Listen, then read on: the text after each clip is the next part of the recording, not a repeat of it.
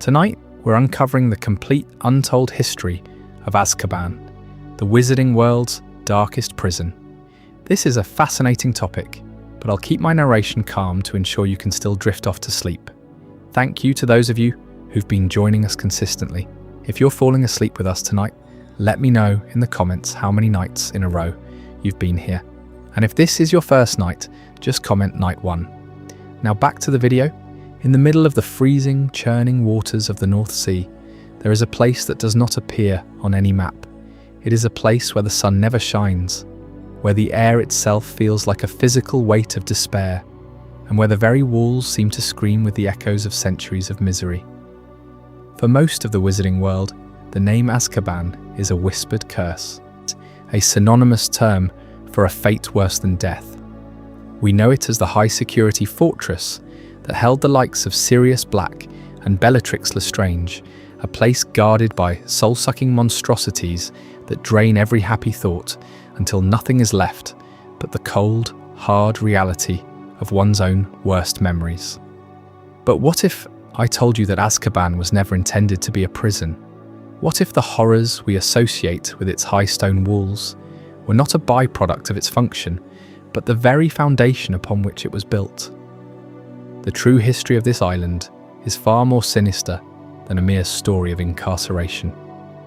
Long before the Ministry of Magic ever laid claim to its jagged shores, long before the first cell door was bolted shut, there was a man named Ekrizdis. He was a practitioner of the darkest arts imaginable, a wizard whose name has been scrubbed from most historical records because the truth of his work was too depraved for the public consciousness.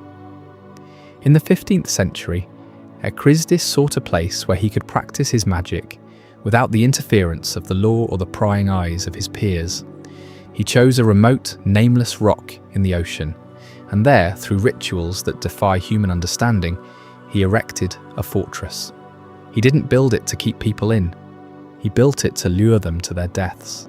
For decades, Ekrizdis used powerful concealment charms to hide his island from the world, creating a trap for Muggle sailors who happened to wander too close. These sailors weren't just killed, they were experimented upon, tortured, and used as fuel for dark magic that would eventually permeate the very stones of the building. By the time Ekrizdis passed away, and his concealment charms finally faded, the Ministry of Magic sent investigators to see what had been hidden for so long. What they found was so gruesome, so utterly repulsive, that the official report was buried. They found a colony of Dementors that had infested the island, creatures so foul that the investigators deemed them the least disturbing part of the entire site. This is the central mystery of Azkaban. How did a site of such concentrated evil become the cornerstone of the British wizarding justice system? Why did the Ministry, an organisation supposedly dedicated to the protection and order of magical society, choose to ally itself with the Dementors? As we go deep into this history tonight, we will explore the terrifying transition from a private torture chamber to a government-sanctioned hell. We will look at the authoritarian figures, like Damocles Raoul, who saw the island's inherent cruelty not as a problem to be solved, but as a tool to be utilised. We will examine the desperate, failed attempts at reform by men like Eldritch Diggory, who saw the graveyard being filled by the Dementors and realised that the Ministry had made a bargain with the devil. The stakes of this story go far beyond simple trivia about a fictional location. Azkaban represents the ultimate moral compromise. It is a case study in how fear and the desire for security can lead a society to embrace the unthinkable. It raises questions about the nature of justice and whether a system can truly be called good if it relies on the systematic psychological destruction of its subjects. We will trace the timeline from the first dark rituals of the 15th century through the mass breakouts of the 1990s and finally to the post-war reforms of Kingsley Shacklebolt, who sought to finally purge the darkness from the North Sea. Tonight we are going to peel back the layers of fog and fear that surround this island. We will discuss the etymology of its name, a chilling blend of the Muggle prison Alcatraz and the Hebrew word Abaddon, meaning the depths of hell. We will look at the lives of those who are lost within its walls, both the guilty and the tragically innocent. We will understand why the fortress is considered indestructible. Its masonry so saturated with dark magic that to tear it down might release a wave of horror that the world is not prepared to face. So, settle in, get comfortable, and let the cold winds of the North Sea carry you into the story of the wizarding world's greatest shame. We are beginning a journey into the heart of the fortress, into the minds of the monsters who built it, and into the souls of those who were brave enough to change it. This is the complete untold history of Azkaban. Deep in the North Sea, where the waters twist like a living thing, refusing to yield their secrets to any sailor's chart, an island hovers on the edge of impossibility. This isn't just some forgotten rock amid the waves. It's a geographical anomaly, a place where the sea's own currents seem to conspire, looping endlessly around a void that maps insist should be empty. Compasses falter here, needles trembling as if haunted, and the horizon plays tricks, swallowing horizons whole in blankets of fog that roll in from nowhere. For centuries, Muggle navigators have marked this stretch with dread, their logs filled with tales of vanishing fleets and crews lost to tempests that strike without mercy. What makes this spot truly unnatural lies in the ancient concealment charms layered upon it, spells so profound they warped the very fabric of detection. These enchantments didn't merely hide the island, they defied mapping altogether. Wizards who first sensed its presence whispered of magic older than recorded spells, charms that bent light into illusions, shifted perceived latitudes by miles in an instant, and whispered false echoes into the wind to mimic open sea. No quill could pin it down, no theodolite could measure its shores. It flickered in and out of existence on wizarding parchments, a smudge that cartographers erased as error, only for it to reappear elsewhere, taunting the bold. The North Sea's own ferocity amplified this deception. Gales that scattered debris like confetti, currents that dragged ships into whirlpools, all serving as unwitting guardians to something far darker beneath the surface. By the 15th century, rumours among sailors had taken on a life of their own, spreading like salt spray from tavern to tavern along England's jagged coasts. Hardy men, weathered by gales and scarred by wrecks, spoke in hushed tones of a shifting fortress, glimpsed through the mist. There it would loom suddenly, jagged towers of black stone piercing the haze, walls that gleamed unnaturally wet, as if weeping shadows. One moment, a silhouette of battlements and spires against the grey sky, the next, gone, dissolved into vapour, leaving only the roar of waves and the cry of gulls. These weren't fevered dreams from too much ale. Crews swore by it, sketching frantic maps in the dim hold of their ships, only to find their drawings lead to barren waters the following dawn. Fishermen from Hull to Aberdeen traded stories of lights flickering on the waves at night, cold beacons that promised shelter but delivered only doom. Witch Weekly later dismissed these as Muggle folly, yet old wizarding logs confirm the sightings, hinting at a power that toyed with mortal eyes. That power held a psychological lure more insidious than any siren's song, drawing unsuspecting Muggle vessels toward their doom with a grip that tightened on the mind itself. Picture a captain at the helm, his charts spread under lantern light, when a subtle chill seeps into his bones.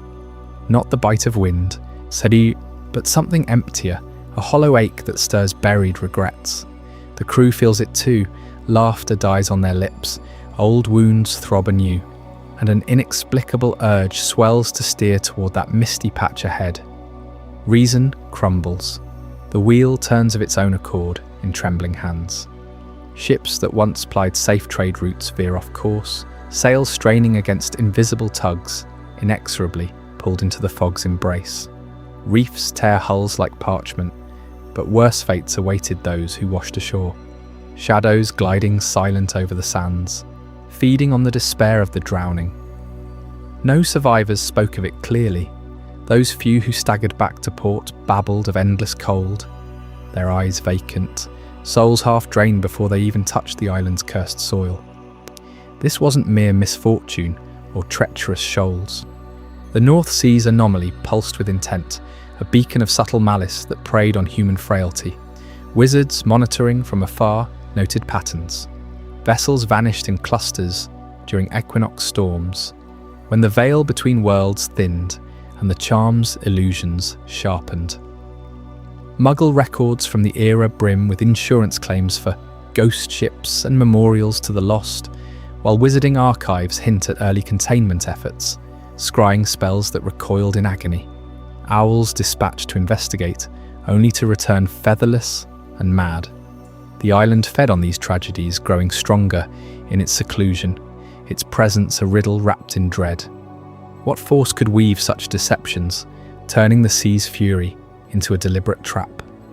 Even as these whispers echoed through the centuries, the fortress endured, untouched and unseen, its secrets buried in stone that no wave could erode. But the man who bound this anomaly to his will, the dark wizard whose experiments first awakened its horrors, that story waits just beyond the mist. Up next, Chapter 2, Ekrizdis, the Architect of Agony.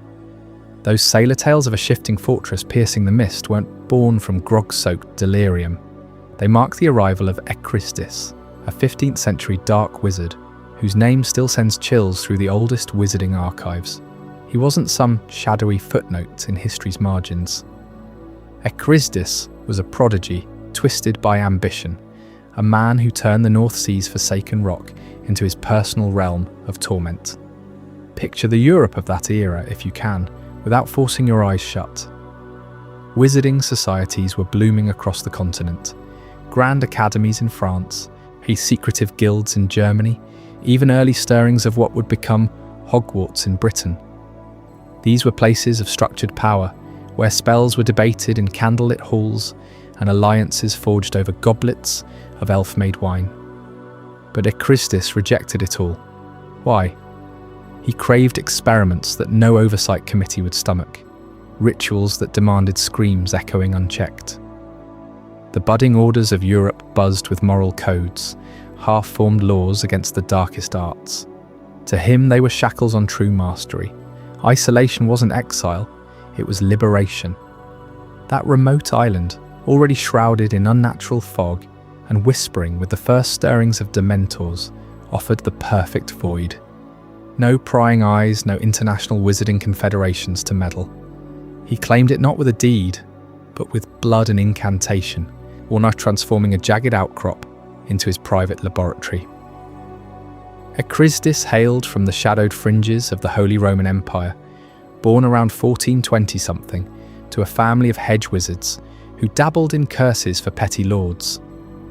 By his 20s, he'd outstripped them, devouring forbidden tomes smuggled from Alexandria's lost libraries and Byzantine crypts. His genius lay in fusion, blending alchemy with necromancy, transfiguration with soul magic. Whispers say he apprenticed briefly under a rogue from the infamous Black Forest Cabal, but even they cast him out when his trials left apprentices as husks. Europe's wizarding hubs, with their emerging statutes and shared grimoires, couldn't contain him. He vanished into the mists, drawn by sailor yarns of a North Sea isle that maps refused to hold. There, amid the Dementor colony, whether he summoned them or merely welcomed their hunger remains debated, he began his work. The fortress rose not from stone alone, but from a nightmare weave of magic that bound it across plains. Ekrizdis pioneered what chroniclers later called planar anchoring, a vile sorcery pulling threads from the physical world into the spiritual veil. He started with the island's bedrock, carving runes that pulsed like open veins. Muggle sailors, lured by false lights or storm-summoned wrecks, provided the mortar. Their life forces, siphoned through rituals of prolonged agony, formed ethereal tethers. Imagine the air thickening as he chanted in a tongue older than Latin. Words that warped reality. Ancor maleficum, spiritus et caro. Blood from 100 victims, soaked the foundations. Not just to stain, but to link, each drop a hook into the afterlife's undercurrents, where lost souls writhe. This wasn't mere concealment. Those charms we spoke of last time hid more than location. They anchored the structure to realms beyond, making demolition impossible without unravelling the veil itself. Stone walls grew infused with spectral residue, cold to the touch even in summer gales, humming with trapped echoes of pain. Dementors, those gliding abominations, nested in the cracks, feeding on the overflow, their presence amplifying the bind. Tear it down, and you'd invite a rift, spiritual backlash that could swallow fleets. In this laboratory, Ekrizdis profiled the limits of mortal endurance. Sailors dragged from splintered hulls faced not quick deaths, but calibrated horrors. One chamber held the Weeper's Vault, where illusions dredged buried shames until victims clawed their own eyes. Another, the Echo Spire, amplified screams into self-fulfilling curses, bones twisting under auditory assault. He documented it all in a grimoire bound in preserved skin, theorizing that agony refined magic's potency. Dementors patrolled the perimeter, not as guards but collaborators, their despair aura softening subjects for deeper probes. Why Muggles, pure vessels, untainted by wandlore? Their raw terror yielded purer essence. Europe's societies turned a blind eye at first, rumours dismissed as Muggle folly, but Ekrizdis thrived in secrecy, his fortress a beacon only to the doomed. Years blurred into decades. Ekrizdis aged unnaturally slow, sustained by elixirs brewed from harvested souls, but hubris caught him. A ritual misstep around 1470-something tore open a minor rift, flooding the Isle with backlash spirits. He sealed it, but the strain felled him. Body found desiccated, eyes wide in final revelation. With his death, the concealment charms frayed. The fortress shimmered into visibility, its silhouette jagged against the horizon, like a skeletal hand. Ministry scouts, dispatched in the early 17th century, stepped onto shores that reeked of brine and decay. What they uncovered curdled even hardened Aura's blood. Cells crusted with residue that moved under scrutiny, instruments of bone and sinew, still humming faintly. The Dementors, swollen from centuries of feasting, were deemed the least disturbing element. Reports were sealed, details redacted to unspeakable atrocities. The fortress stood indestructible, yet its planar anchors pulsing defiantly. Demolition? Experts warned of cataclysm, Dementors swarming the mainland in vengeful hordes, or worse, the spiritual plane bleeding through. Ekrizdis' legacy lingered in those walls, a blueprint of agony etched into wizarding dread. As you drift deeper tonight, let the fog roll in around you. Up next, Chapter 3. The lure of the unspeakable, those ministry investigators who braved the fortress's secrets, only to unearth temptations that would reshape its fate forever. What pulled them back, despite the horrors? Stay with me as we descend. With the fortress now anchored between the physical world and something far darker, Ekrizdis didn't retreat into isolation. He craved subjects, living ones, to test the limits of his twisted arts. And those subjects came from the fog-shrouded waves of the North Sea, where Muggle sailors battled endless gales in their creaking wooden ships. Those sailors spoke in hushed tones of unnatural lures pulling them off course. A siren's whisper woven into the wind, not from mythical creatures, but from Ekrizdis' enchantments, compulsion spells layered over illusory lights that danced like distant lanterns on the horizon. Ships that should have hugged the Scottish coast veered inexplicably northward, their compasses spinning wildly under the influence of magnetic distortions charmed into the very air. Captains logged frantic entries in their journals, sudden calms where storms should rage, or voices calling names from the mist, promising safe harbour in a place that maps swore didn't exist. One by one, vessels vanished. A Dutch merchantman in 1472, its crew of 20 lured by phantom bells tolling from the island. English fishermen 3 years later, drawn by the scent of fresh bread and ale conjured across the miles. Ekrizdis orchestrated it systematically, his magic a web of precision, detection charms to sense approaching hulls, amplification, hexes to broadcast temptations tailored to each man's deepest desires. A lost love's laughter for the lonely helmsman, gold glinting in the foam for the greedy quartermaster. They beached on jagged rocks he had softened just enough to survive the wreck, stumbling ashore dazed, only to find the fortress gates yawning open like a predator's maw. Inside those walls, the true nightmare unfolded. Ekrizdis conducted experiments that predated the concept of wizarding lore by centuries, when no international confederation existed to codify right and wrong among wizards. These weren't crude killings, they were meticulous dissections of the soul. He bound sailors to altars of black basalt, probing the boundaries between life and oblivion with curses that peeled away memories layer by layer. One ritual involved suspending victims in mid-air, their bodies contorted by invisible forces, while he incanted to extract raw emotion. Fear distilled into vaporous essences he bottled for later use. Screams echoed through vaulted chambers, mingling with the drip of seawater from cracks in the stone, as he tested transfigurations that warped flesh into parodies of itself. Limbs elongating into tentacles, eyes multiplying to witness their own torment from every angle. He catalogued it all in ledgers stained with blood and ink, noting how Muggle resilience crumbled faster under prolonged exposure to Dementor-like chills emanating from the island's core. Some subjects he revived repeatedly, threading their consciousness through veils of limbo to study rebirth's fragility. The air grew thick with the metallic tang of spilled life force, floors slick with residues of spells that left no corpse, only husks drained of essence. Ekrizdis refined his arts here, birthing hexes that would later inspire generations of dark wizards, all fueled by this unchecked laboratory of agony. What began as a solitary wizard's home, a sanctum for his private obsessions, twisted into something far more voracious, a factory of suffering and death. The fortress expanded under his command, halls multiplying like veins in a swelling heart, chambers dedicated to mass processing. Lured ships arrived in greater numbers as his lures grew bolder, crews funneled through chutes of enchanted stone that stripped their wills upon entry. No longer personal indulgences, the experiment scaled, rows of sailors suspended in webs of dark energy, their collective despair harvested like a crop.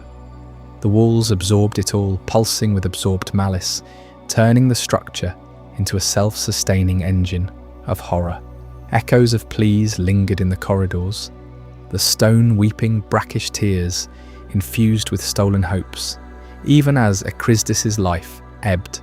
Poisoned, some whispered, by his own elixirs, the fortress stood as his legacy, a monument to method over madness. Sailors' logs from the era bear frantic warnings scratched in the final hours. The island sings your name. Do not answer. Yet the lures persisted faintly after his death. He charms so ingrained they outlived their caster, drawing stray vessels until the ministry's investigators pierced the fading veils. Those wizards, dispatched in the early 17th century, recoiled from what they found. Cellars brimming with skeletal remains, twisted in final spasms, runes etched into bones still glowing with residual power. Instruments of brass and bone, crusted with ancient fluids, lined shelves like trophies. The experiment's scope horrified them, evidence of soul-splitting long before such taboos were named, predating any statute by 200 years. They documented little, sealing reports under oaths of silence, deeming the Dementors already nesting there the least disturbing feature amid the carnage. The fortress endured untouchable, its foundations steeped in that primal suffering. No demolition charm could breach walls fed on centuries of torment. It waited, brooding in the mists, until men like Damocles' Roll saw not a curse but an opportunity. But before the Ministry claimed it, before Dementors became its infamous wardens, something else stirred in those depths, entities born from the aggregate anguish Ekrizdis unleashed. In the next chapter, The Birth of the Dementors, we'll trace how those shadows coalesced into the soul-shattering guardians that would define Azkaban's terror. What unholy alchemy turned mere mist into monsters? Stay with me. You won't want to miss how it all truly began. As the screams of those ensnared Muggle sailors reverberated through the fortress's dripping stone halls, mingling with the ceaseless crash of North Sea waves, Ekrizdis' experiments unleashed something far more insidious than any curse he could cast. The air itself seemed to thicken, growing heavy with a chill that seeped into the bones, a palpable despair that no fire could warm away. This was no mere side effect of his dark rituals. It marked the emergence of the Dementors, those gliding wraiths that would come to define Azkaban's eternal nightmare. Scholars of forbidden magic have long debated the true origin of these creatures on that forsaken island. Did Ekrizdis summon the first Dementors through some unholy incantation, ripping them from the void between worlds? Or did his cruelty birth them from the atmosphere, condensing the raw anguish of his victims into sentient shadows? Ancient texts, pieced together from faded ministry archives and whispers among curse breakers, offer tantalizing clues, but no certainties. Eyewitness accounts from the few who glimpsed the fortress in Ekrizdis' time describe a wizard who revelled in prolonging suffering, not ending it swiftly. He wove spells that amplified fear, drawing out every ounce of hope until it evaporated like mist under a killing frost. This relentless harvest of misery, some theorize, reached a critical mass, coalescing into the first wispy forms, pale, tattered figures that slithered from the corners where bloodstains never faded. Picture the scene in those early days.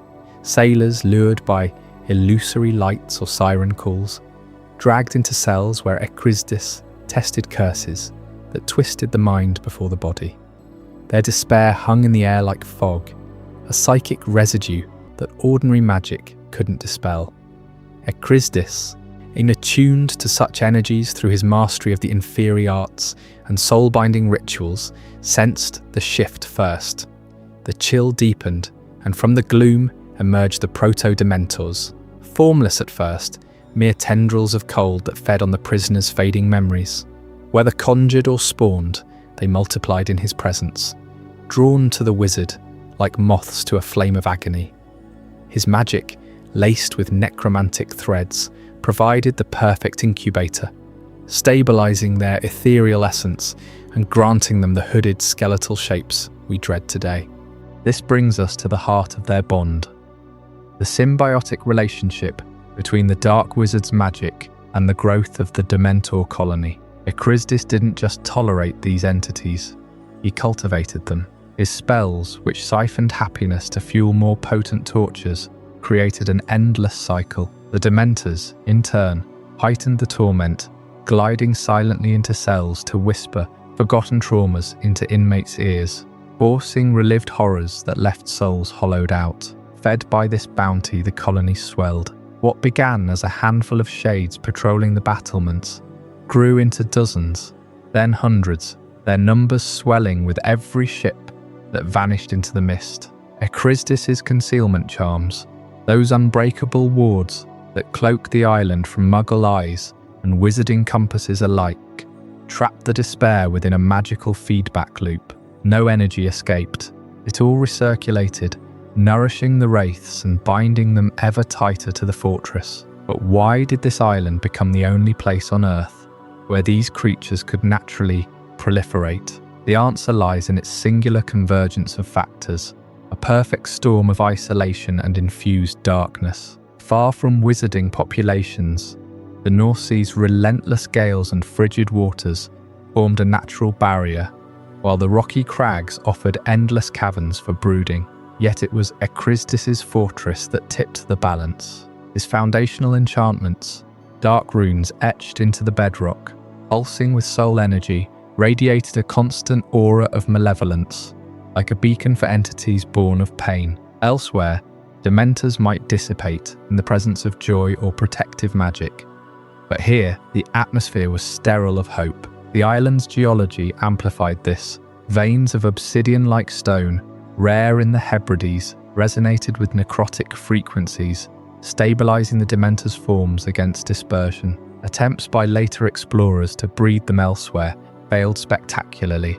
Without that primal infusion of Ekrizdis' cruelty, they withered, unable to sustain without a core of unyielding misery. Over decades, as Ekrizdis' reign stretched into legend, the Dementors evolved under his influence. They learned to anticipate his rituals, massing outside torture chambers to lap at the overflow of sorrow, their rasping breaths syncing with the victims' final gasps. This partnership made the fortress impregnable.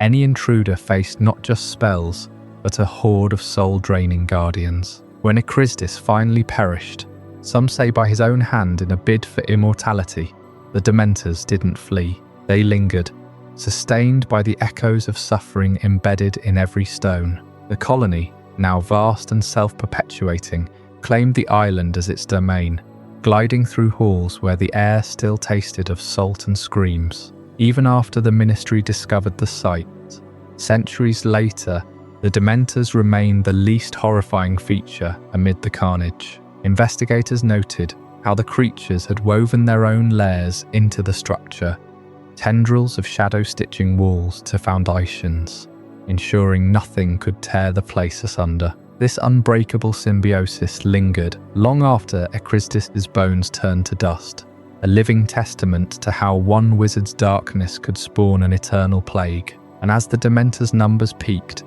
filling every crevice with their icy vigil, the island began to yield another grim secret, one that would silence even the boldest explorer. In our next chapter, The Silence of the Grave, we'll descend into the bone-choked earth beneath the fortress, where the true toll of Ekrizdis' legacy lies buried, waiting to be unearthed. What horrors did those unmarked pits conceal, and why did they grow unchecked for centuries? You won't want to miss it. Ekrizdis' dark magic didn't just feed the Dementors, it bound them to the island like chains forged from shadow, sustaining the fortress's veil against the world. But every curse has its breaking point, and his came without warning.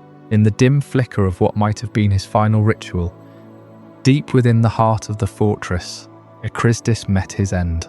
No epic duel with a rival wizard, no heroic intervention, just the quiet unraveling of a man who had danced too long with forces beyond his grasp. Some whispered he succumbed to the very experiments he'd inflicted on those sailors, his body twisted by potions gone rancid, or spells rebounding like venomous serpents. Others claimed the Dementors, grown bold from centuries of feasting on stolen souls, finally turned on their summoner, draining him dry until only a husk remained slumped over his rune-etched altar.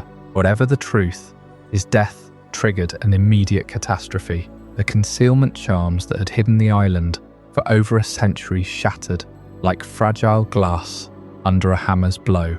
One moment, the North Sea charts showed nothing but endless grey waves. The next, a jagged silhouette pierced the mist, as if the ocean itself had coughed up a forbidden secret. Wizards across Britain felt the ripple. Aurors on patrol reported a sudden chill in their spines, compasses spinning wildly toward the north, and owls dropping from the sky mid-flight. The Ministry of Magic, still in its formative years under the young International Statute of Secrecy, couldn't ignore it. Within days, they dispatched their first expedition, a team of 5 hardened investigators, led by a no-nonsense curse-breaker named Harlan Voss. They apparated to the coordinates, expecting perhaps a rogue enchantress's lair or a smuggler's hideout. What they found instead was a sensory assault that would haunt their nightmares for life. Stepping onto the island was like wading into a graveyard of the living. The air hung thick and stagnant, carrying the metallic tang of old blood mixed with something fouler, decay that seeped from the rocks themselves. No wind stirred the fog.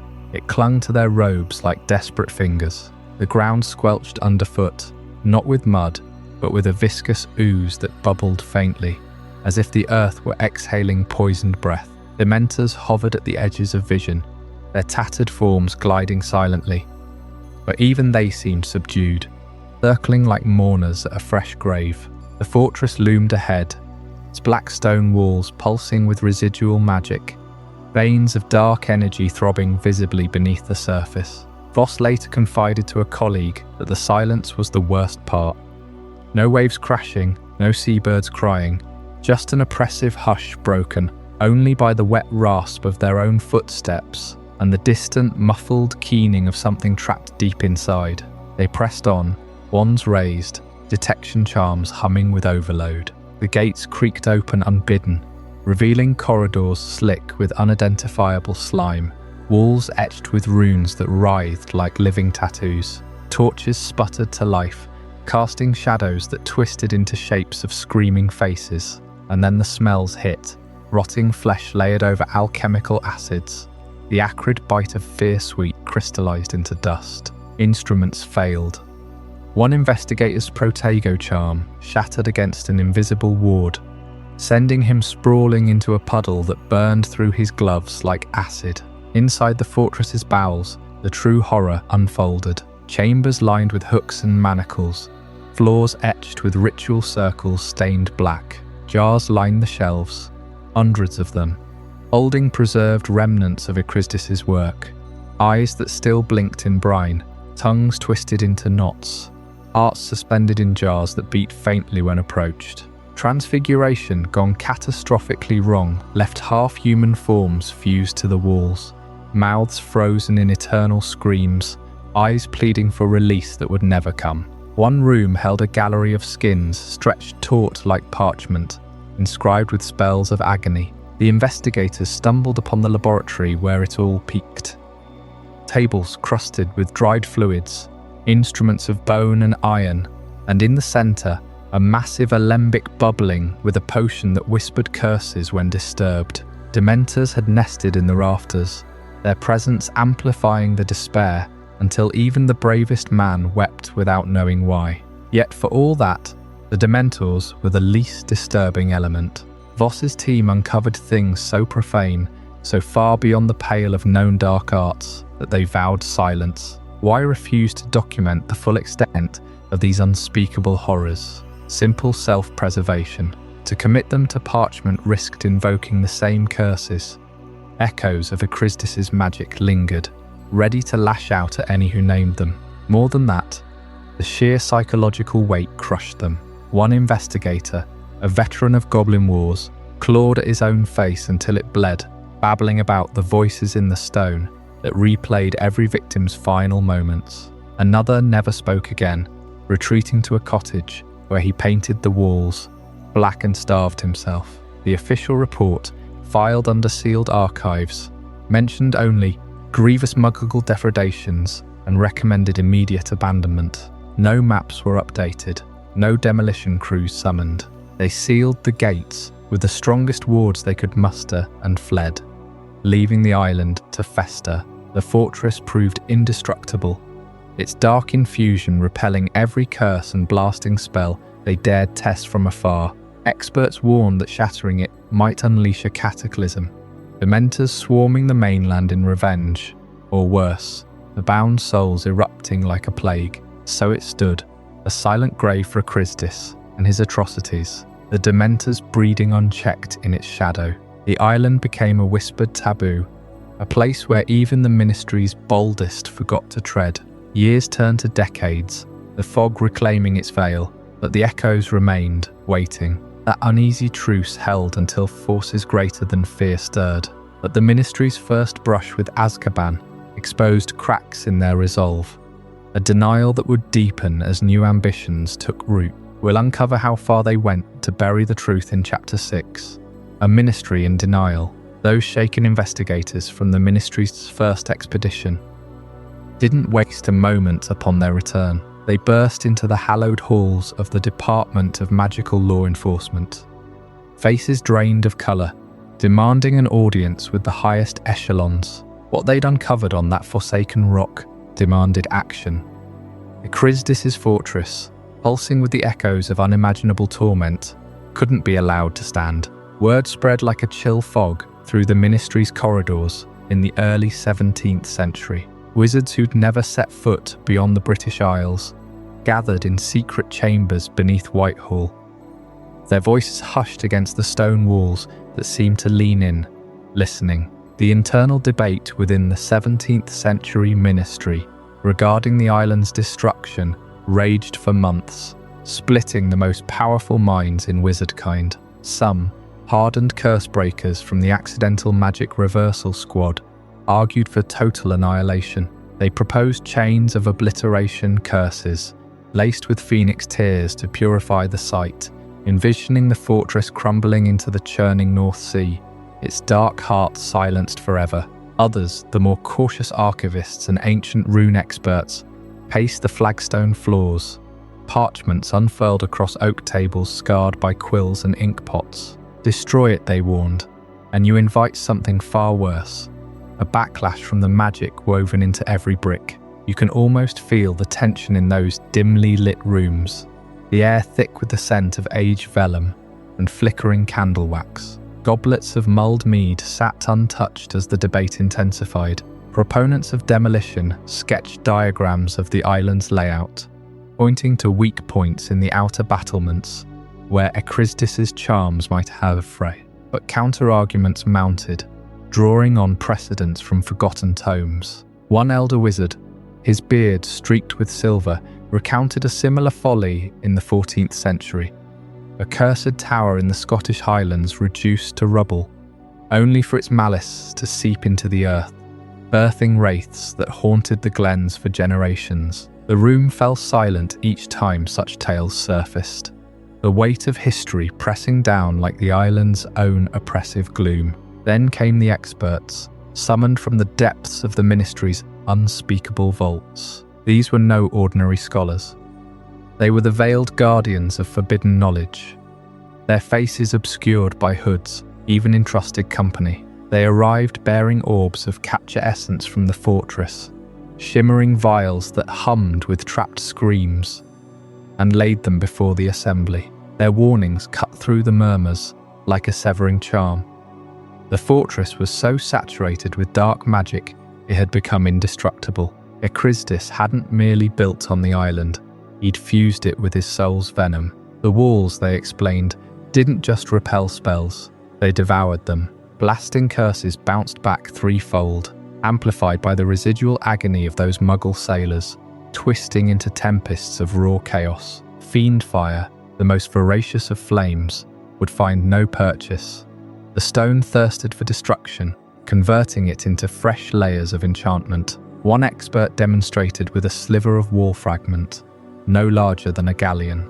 He murmured a simple reducto, and the shard swelled, cracking his demonstration table in two, filling the chamber with the metallic tang of blood magic. The implications hung heavier than Dementor fog. Probes into the fortress's core revealed veins of cursed energy threading through the rock itself, sustained by the Dementors' ceaseless hunger. Attempt demolition, the experts urged, and you'd fracture not just stone, but the veil between worlds. Spectral backlash could summon legions of the island's lost souls, or worse. Awaken Ekrizdis' bindings, pulling the entire structure into a pocket realm of eternal torment, dragging any assailants with it. Whispers circulated of test spells, fired from afar, vanishing into the mist without a ripple, swallowed whole. The ministry's most potent aurors had tried in secret, their wands smoking from the rebound, minds frayed for weeks after. Night after night, the debate stretched into dawn, fueled by fire whiskey and desperation. Junior ministers pleaded for vigilance, visions of Muggle ships drawn inexorably to the site haunting their dreams. Veterans invoked the fragility of wizarding secrecy, already strained by witch hunts on the mainland. What if the destruction unleashed a magical storm visible for leagues? alerting every broom-mounted patrol from Dublin to Dover. The Dementors, those gliding abominations, circled the arguments like predators. Their presence felt even miles away, a subtle drain on the debaters' joy, turning resolve to doubt. In the end, exhaustion claimed victory over valour. The decision to abandon the site, leaving the Dementors to feast on the residual misery of the walls, passed by a narrow vote under the minister's gavel. No fanfare marked it, just a sealed decree filed in the deepest archives, stamped with warnings in blood-red ink. Patrols were ordered to steer clear, concealment wards reapplied at a distance, and the island consigned to oblivion. The fortress stood untouched, its towers clawing at storm clouds, a monument to denial. The Dementors multiplied in the shadows, glutting on the endless banquet of pain embedded in every stone.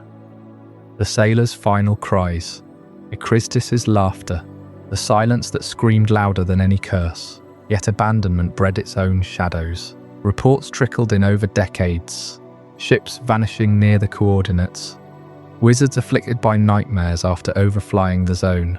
The ministry buried them all, clinging to the illusion of control. But as the 17th century waned, greater crises loomed on the horizon, forcing a reckoning with secrets that could no longer be contained.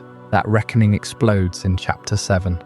The Statute of Secrecy crisis, where a fragile peace unravels and Azkaban's dark legacy forces the wizard's hand in ways no one anticipated. The Ministry's grim verdict hung over Azkaban like a shroud, too steeped in dark magic to touch, a Dementor-infested ruin forever off-limits. But time has a way of forcing hands, and by the late 17th century, that forsaken island in the North Sea was about to collide with a crisis that would redefine wizarding justice forever. In 1692, the International Statute of Secrecy took effect, a desperate pact forged by wizarding delegations from across the globe.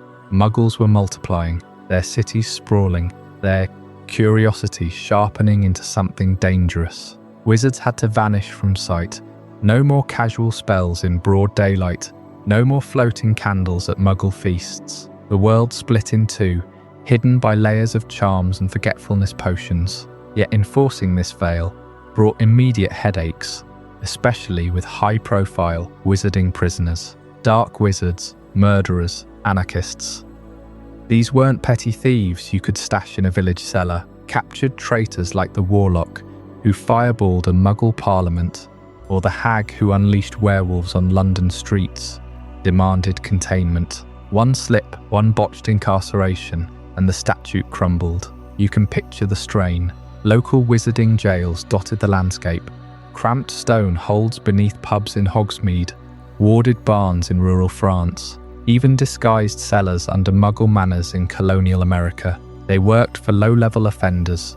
Sure, a stunning spell and a few Aloha Morus kept most in line, but for the infamous ones, disaster brewed.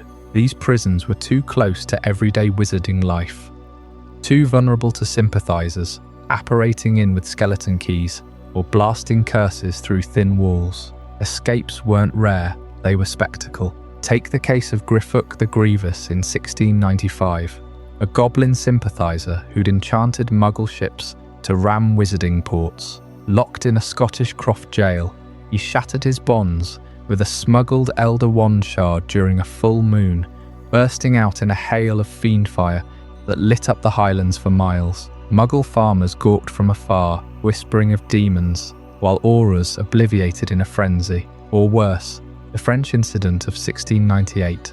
A dark witch named Isolde Vane escaped her Paris undercroft by possessing the jailer's owl familiar, soaring free over the Seine as fireworks of green sparks announced her flight. Crowds of Muggles below pointed skyward, newspapers the next day screaming, "Phantom Bird of Doom."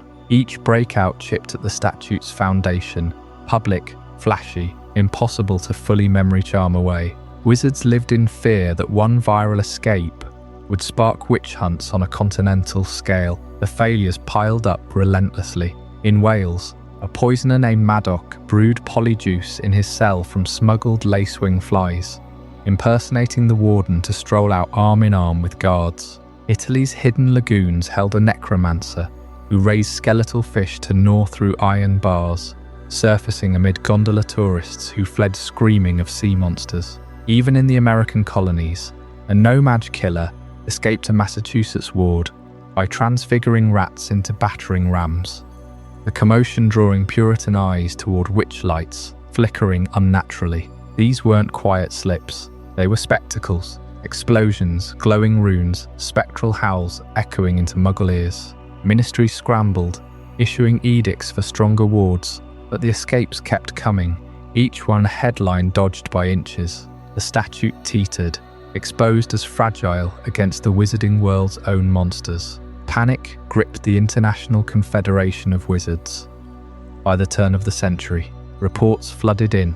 Over 30 major breakouts in the decade post-statute, half witnessed by Muggles. Delegations met in secret vaults under Geneva, parchments unrolling with maps of failed jails marked in blood-red ink. They needed a solution, something distant, unyielding, invisible to the world. The desperate search began for a remote, unplottable location to house the wizarding world's most dangerous. Committees scoured the globe, jagged peaks in the Himalayas, where Yeti guarded ancient wards, volcanic atolls in the Pacific, steaming with natural veils, frozen tundras beyond the Arctic Circle, where blizzards hid all traces. Proposals flew, build anew on the Hebrides, a chain of mist-shrouded isles off Scotland, already dotted with Fidelius-charmed outposts. Architects sketched fortress plans with anti-apparition fields, spanning leagues, moats of grindylows, walls infused with Repello Inimicum curses. Costs soared into the millions of galleons, timelines stretched years, but whispers persisted. Nothing short of exile to the void would suffice for the worst. Debates raged in smoke-filled ministry chambers. Scatter them further, one delegate argued, pounding the table. We've scattered enough. It's the concentration that kills us. Others pushed for Muggle-repelling enchantments on existing sites. But trials failed spectacularly.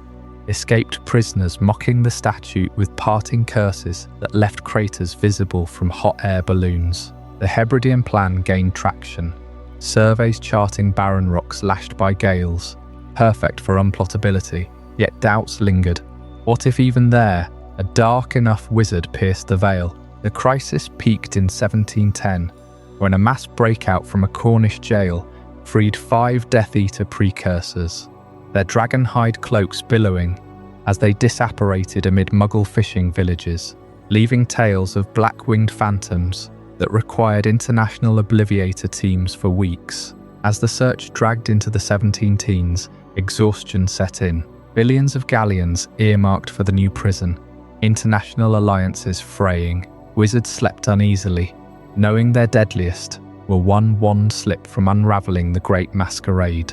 Then, a radical voice emerged from the British ministry, one Minister Damocles Roll, whose dark vision would seize on an already existing nightmare in the North Sea. What he proposed next would shock the world and bind Azkaban's fate to the wizarding prison system forever. By the early 18th century, the cracks in the wizarding world's containment strategies had become impossible to ignore. Those frequent public escapes from local jails weren't just embarrassing. They were existential threats, with Muggle newspapers buzzing about vanishing convicts and inexplicable storms of magic. Wizards whispered in the halls of the ministry that something drastic had to change, or the international statute of secrecy would crumble under the weight of one too many botched captures. Into this brewing storm stepped Damocles Roll, a wizard whose ascent to Minister for Magic in 1718 marked a sharp pivot toward unyielding authority. Roll wasn't born into the old aristocratic lines that prized nuanced debate.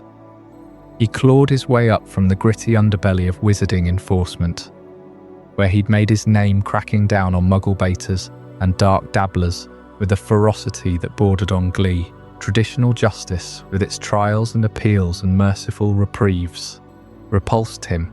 He saw it as a luxury for the weak, a velvet glove over the iron fist the wizarding world needed to survive in hiding. Under his watch, Wizengamot proceedings shortened, sentences lengthened, and the very air in the ministry thickened with the scent of impending purges. Raoul's gaze turned northward, where planners had been sketching blueprints for a new fortress in the remote Hebrides. A stark, purpose-built prison on jagged cliffs, warded against escapes and far from prying Muggle eyes. It promised efficiency. Fresh stone infused with the latest containment spells, guard rotations from trusted auras, even space for rehabilitation if the bleeding hearts insisted. The proposal sat on his desk, inked with optimistic projections and cost estimates that ballooned with every added layer of security. But Raoul dismissed it outright, crumpling the parchments with a sneer. Why pour galleons into some untested rock pile when a ready-made fortress waited in the North Sea? Its walls already steeped in the kind of darkness that no spell could replicate. Azkaban called to him like a siren song. That forsaken island, with its Dementor horde gliding through perpetual fog, wasn't just a ruin. It was a weapon, forged in Ekrizdis' malice and left to fester. Raoul envisioned it not as a haunted relic to avoid, but as the perfect engine of control. Picture the Ministry's top curse breakers, poring over faded expedition logs, their faces paling at descriptions of torture chambers etched into the rock, bloodstains that never faded, and those soul-sucking guardians breeding unchecked. Raoul devoured those reports, his eyes lighting with something darker than ambition. He argued in closed-door sessions that the Hebridean dream was folly. Too expensive, too vulnerable to the clever ones who slipped every net. Azkaban, indestructible, self-guarding, and hungry. The sadistic logic unfurled in his memos like black smoke. Station the Dementors as eternal wardens, feeding them the endless despair of the imprisoned wicked. No salaries for guards, no food shipments, no rotations. Just chain the convicts to the walls and let the creatures drain their joy drop by drop. It saved a fortune, he calculated, tallying the avoided costs against the projected misery output. The wicked deserved no less, Raoul proclaimed. Their happiness was contraband anyway, better siphoned off to keep the Dementors sated and away from the mainland. Wizards who breached the statute or dabbled in forbidden arts would rot in psychic agony, their screams muffled by the sea winds emerging, if they emerged at all, as hollow shells too broken to scheme. Opposition melted under his rhetoric. Who could argue with zero upfront costs and the promise of unbreakable security? Raoul's vision took hold quietly. At first, apparitions dispatched to test the island's readiness, returning with cloaks frayed by Dementor chill, but confirming the horde's eagerness. He bypassed full Wizengamot approval with emergency decrees, framing it as a wartime measure against the secrecy's fragility. By the end of 1718, the first shipments of prisoners began. High-profile escape artists from the local lockups, bundled into reinforced boats under heavy guard. Whispers spread through Diagon Alley of Wales carried on the gales, but Raoul silenced them with ironclad results. No breaches, no headlines, just the cold satisfaction of order restored. Yet even as Azkaban's gates groaned open for its new purpose, darker questions lingered in the Ministry's shadows. How long before the Dementors' appetites outgrew their island pantry? And what of the men behind Raoul, already plotting to expand his vision? That story sharpens in Chapter 9, 1718.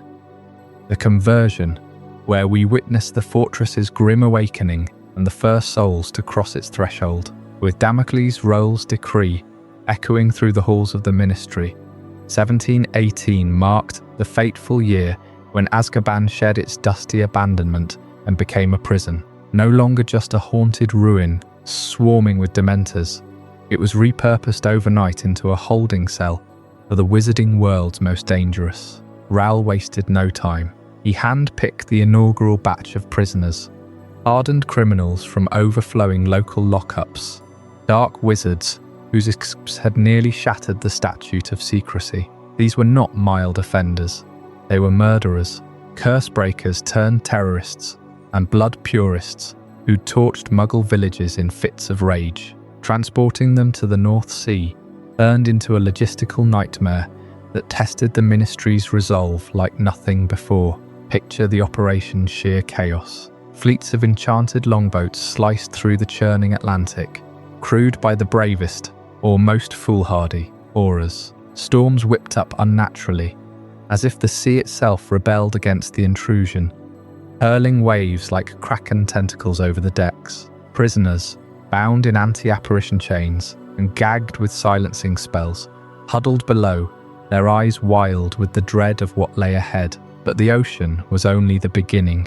As the boats neared the island, the air thickened with a chill that seeped into bones, frost forming on ropes and sails unbidden. Dementors patrolled the mist-shrouded shores, their ragged forms gliding just above the water, drawn by the faint whiff of fear from the vessels. One wrong gust, one faltering charm, and a boat could capsize, feeding the colony an early feast. Delays mounted, 2 vessels vanished entirely, chalked up to navigational mishaps, though whispers among survivors spoke of black-cloaked shapes rising from the depths to claim them. Supplies spoiled in the unrelenting cold. Aurors suffered frostbite that no warming charm could fully mend. It took weeks for the first convoy to deliver just 30 souls, a fraction of the hundreds Roll demanded. The ministry scrambled, requisitioning every seaworthy ship from the Irish Sea to the Orkneys, burning through gold reserves on reinforced hulls and Patronus-trained escorts.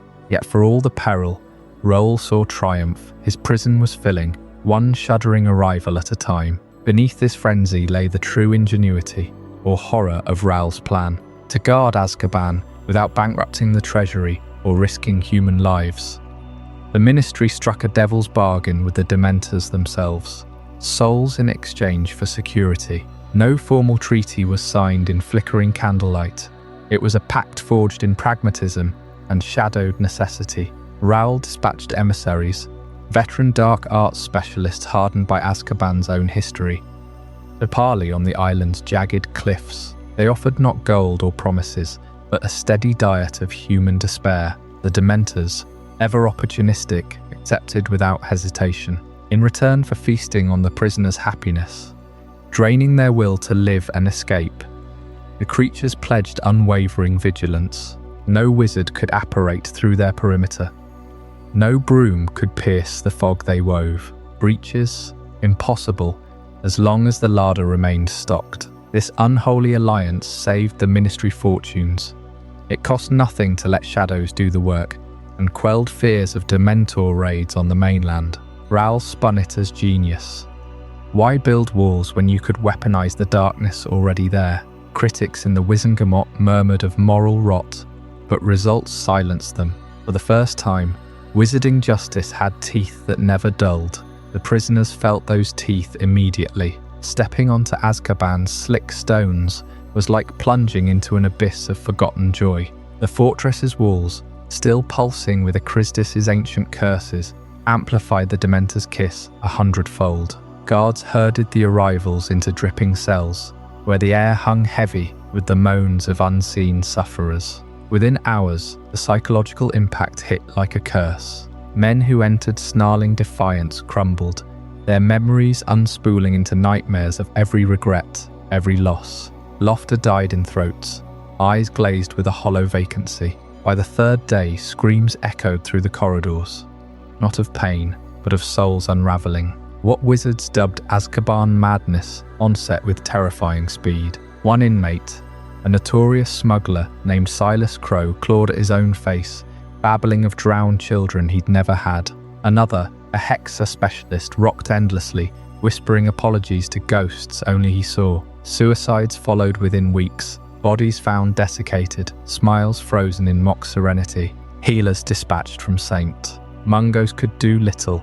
The Dementor's influence seeped into stone and spell alike, turning hope to ash. Raoul dismissed the reports as necessary attrition, but the fortress was already earning its reputation as a place where men entered whole and left as husks. You can almost hear the wind howling through those iron-barred windows, carrying the first echoes of a madness that would define Azkaban for centuries. And as the graveyard began to swell beneath the island's unforgiving soil, it whispered of horrors yet to come.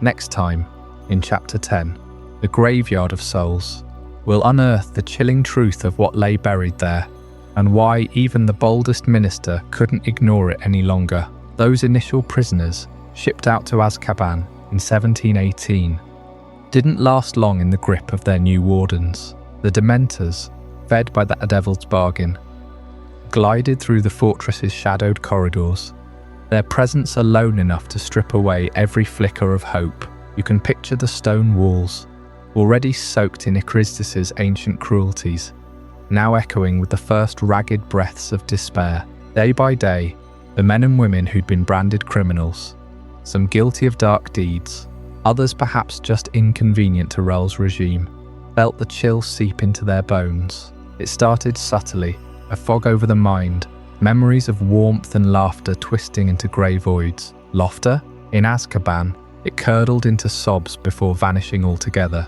The air grew thick with it, that unnatural cold that no fire could touch, pressing down like an endless winter night. Within weeks of arrival, most lost the will to live entirely. They stopped eating the meagre gruel shoveled through cell doors, their bodies wasting as their spirits unravelled. Eyes glazed over, staring at nothing, mouths slack with unspoken horrors. The Dementors didn't need to touch them. Proximity did the work, feasting on the happiness that had once sustained them. And when the end came, and it always came swiftly, the creatures handled the remains with eerie efficiency. They dragged the husks through the fortress's lower levels, past dripping arches and rusted gratings, into a vast chamber hidden within the walls. There, under the fortress's heart, the Dementors had built their graveyard, a massive pit layered with thousands of shallow graves, souls stacked like forgotten cordwood. No coffins, no markers, just the bare earth churned by tattered cloaks, bodies folded into the soil with bony, indifferent hands. The air down there hung heavy with rot, and something fouler, a psychic residue of final screams that lingered like mist. This wasn't some hasty burial ground born of necessity. The Dementors had methodically expanded it over time, even before the Ministry's arrival, using the island's tormented dead from Ekrizdis' era as foundation. New arrivals merely added to the pile. They'd sense the fading pulse, converge in silent swarms, and ferry the lifeless forms to that abyss. No ceremony, no mercy, just disposal, efficient as scavengers clearing a field. The fortress's own foundations seemed to absorb the weight, the dark magic binding it all tighter, unyielding. Word trickled back to the mainland through the guards, those few wizards hardy enough to endure short shifts before fleeing to warmer shores. Reports spoke of corridors lined with whispering winds that carried pleas from the walls themselves. Prisoners muttering to shadows, clawing at their skin until it bled, then going still. The Dementors never overfed. They savoured the slow drain, ensuring the graveyard grew steadily, a testament to their endless hunger.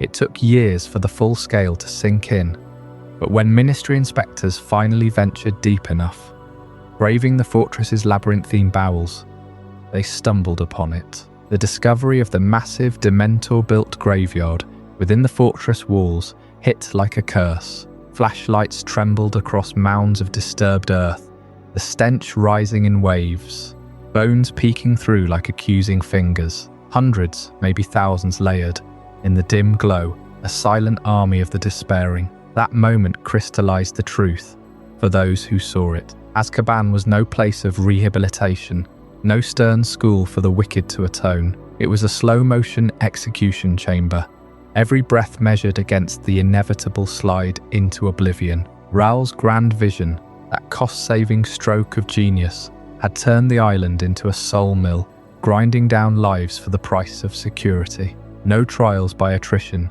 just the Dementors' patient harvest. The graveyard pulsed with the fortress's malice, its walls seeming to lean in closer, as if feeding on the revelation itself. Inspectors emerged pale, haunted, their Patronuses flickering weakly for weeks after. Whispers spread through wizarding halls. How many more would vanish into that pit before someone acted? The bargain held. Escapes remained impossible, but at what cost to the wizarding soul? And yet in the shadows of this horror, one man's outrage began to stir. a minister who would not look away, launching Eldritch Diggory's crusade against the darkness that Raoul had unleashed. What desperate measures did he propose? And why did they ignite such fierce resistance? You won't want to miss it. Before we dive deeper into this incredible journey, I'm curious. Where in the world are you watching this from? Drop a comment below and let our global community know.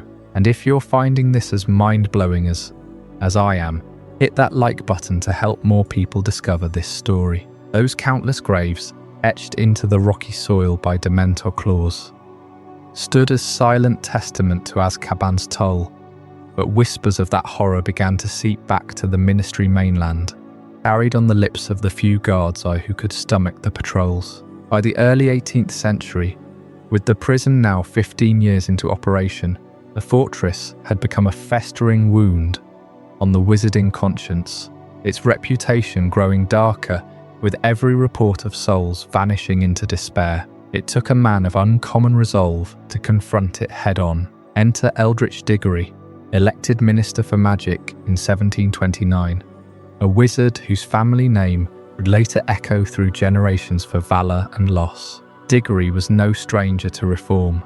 He championed education for young witches and wizards from poorer families and pushed for stricter oversight on potion brewing to curb black market abuses. But Azkaban gnawed at him most fiercely. Reports from the early transports painted pictures of men and women reduced to husks within months, their eyes hollowed out by the Dementors' endless hunger. He couldn't shake the image of that graveyard, its headstones makeshift slabs of bone and shipwrecked timber, marking not just deaths, but erasures of spirit. In 1733, Diggory made his fateful decision. He would inspect Azkaban personally. No delegation, no sanitized summaries, just him, a small cadre of trusted aurors, and the churning North Sea between them. The journey alone tested resolve. They apparated to a staging point off the Hebrides, then boarded a reinforced ministry cutter warded against storms and sea beasts. As the island loomed, black against the horizon, the air grew thick with chill, even before the Dementors sensed fresh life. Diggory later confided to his aides that he felt their presence first, as a pressure in his chest, like fingers closing around his heart. Stepping onto the docks, the minister was struck by the silence. No cries, no clamour, just the wind moaning through the battlements. The aurors flanked him, wands drawn, but the Dementors glided at a distance, their forms tattered shrouds in the fog, watching. Inside the fortress walls, the reality unfolded layer by layer, cells crammed with the living dead, wizards curled in corners, muttering to shadows, witches rocking silently, their hair streaked white from stress no potion could reverse. The air reeked of salt and rot, undercut by something fouler, the psychic residue of despair, clinging like damp rot to the stones. Diggory toured the lower levels, where the worst offenders were kept closest to the Dementor nests. One prisoner, a former curse-breaker convicted of smuggling dragon eggs, lunged at the bars, his face a mask of frenzy, screaming prophecies that dissolved into sobs. Another, barely recognizable as human, simply stared, his happiness long since feasted upon. And then the graveyard, acres of it, expanding yearly, graves dug with unnatural precision, some fresh enough that Diggory could smell the turned earth. He knelt by one, tracing a name etched in rune scratch. Elwyn Trevelyan, arrived 1720, gone in weeks. The weight of it crushed him. The inspection lasted 3 days, each longer than the last. On the final night, alone in the warden's quarters, Diggory faced the full assault. Dementors breached the upper wards, drawn by his lingering Patronus flickers, remnants of spells cast to shield his mind. They swarmed his dreams, dredging up buried grief, the death of his infant son to dragonpox years prior, the betrayal of a close ally in a Wizengamot scandal. He awoke drenched in sweat, Patronus sputtering, his voice hoarse from silent screams. The trauma lodged deep. For months after, he suffered nightmares that no calming draught could touch, his once steady hand trembling during cabinet meetings. Returning to London a changed man, Diggory launched what he called his crusade. He addressed the Wizengamot in a session that stretched into the dawn. His voice raw as he described the abomination in our seas. "No more devil's bargain," he declared. "Azkaban must end.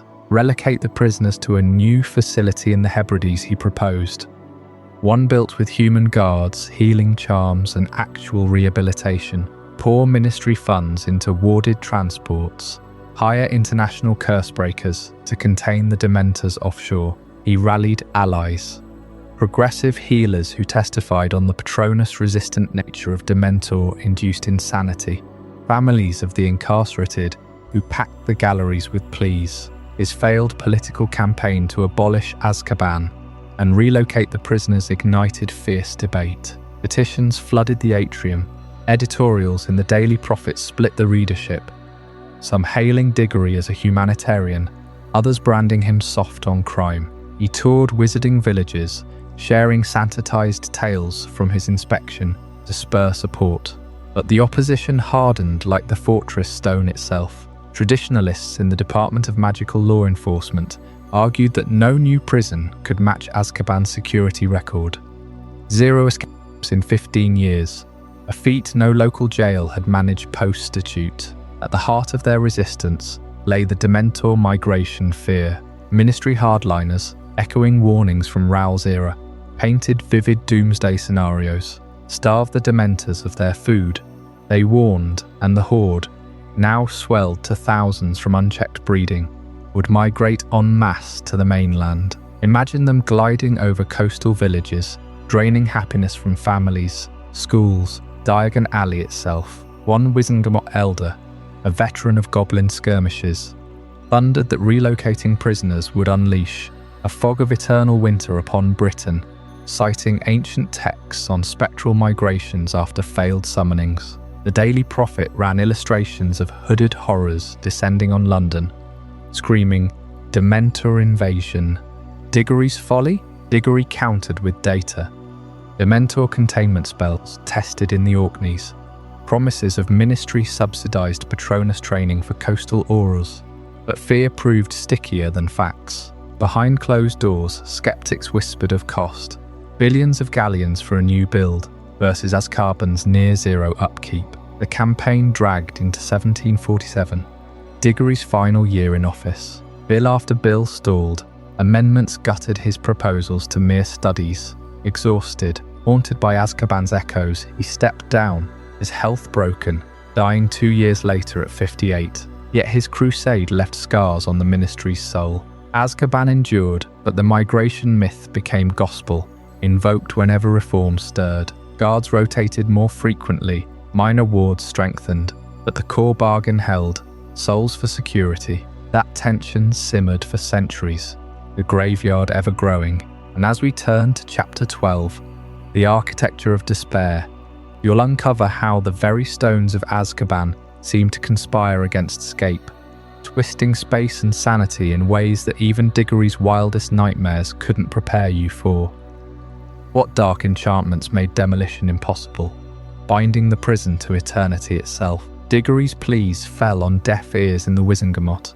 His vision of mercy, drowned out by the chorus of fear from those who remembered the statute's fragile peace. Azkaban endured, not just as a repository of the condemned, but as a monument engineered for eternal torment, its very bones whimmering secrets of unbreakable dread.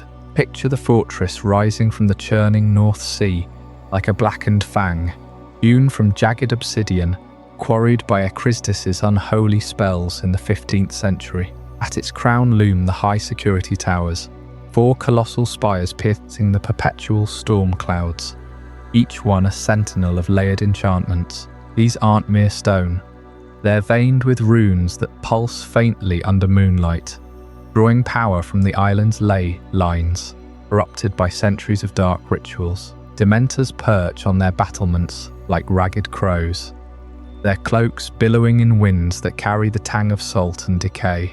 From up here, guards, if you could call those soulless husks that, scan the horizon for impossible intruders, their senses attuned to the faintest ripple in the magical veil.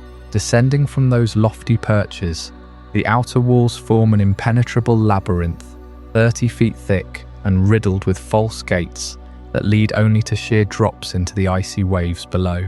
Ekrizdis designed them to twist the mind of any approacher, paths that loop endlessly until despair sets in. Breach that if you dare, and you enter the courtyard.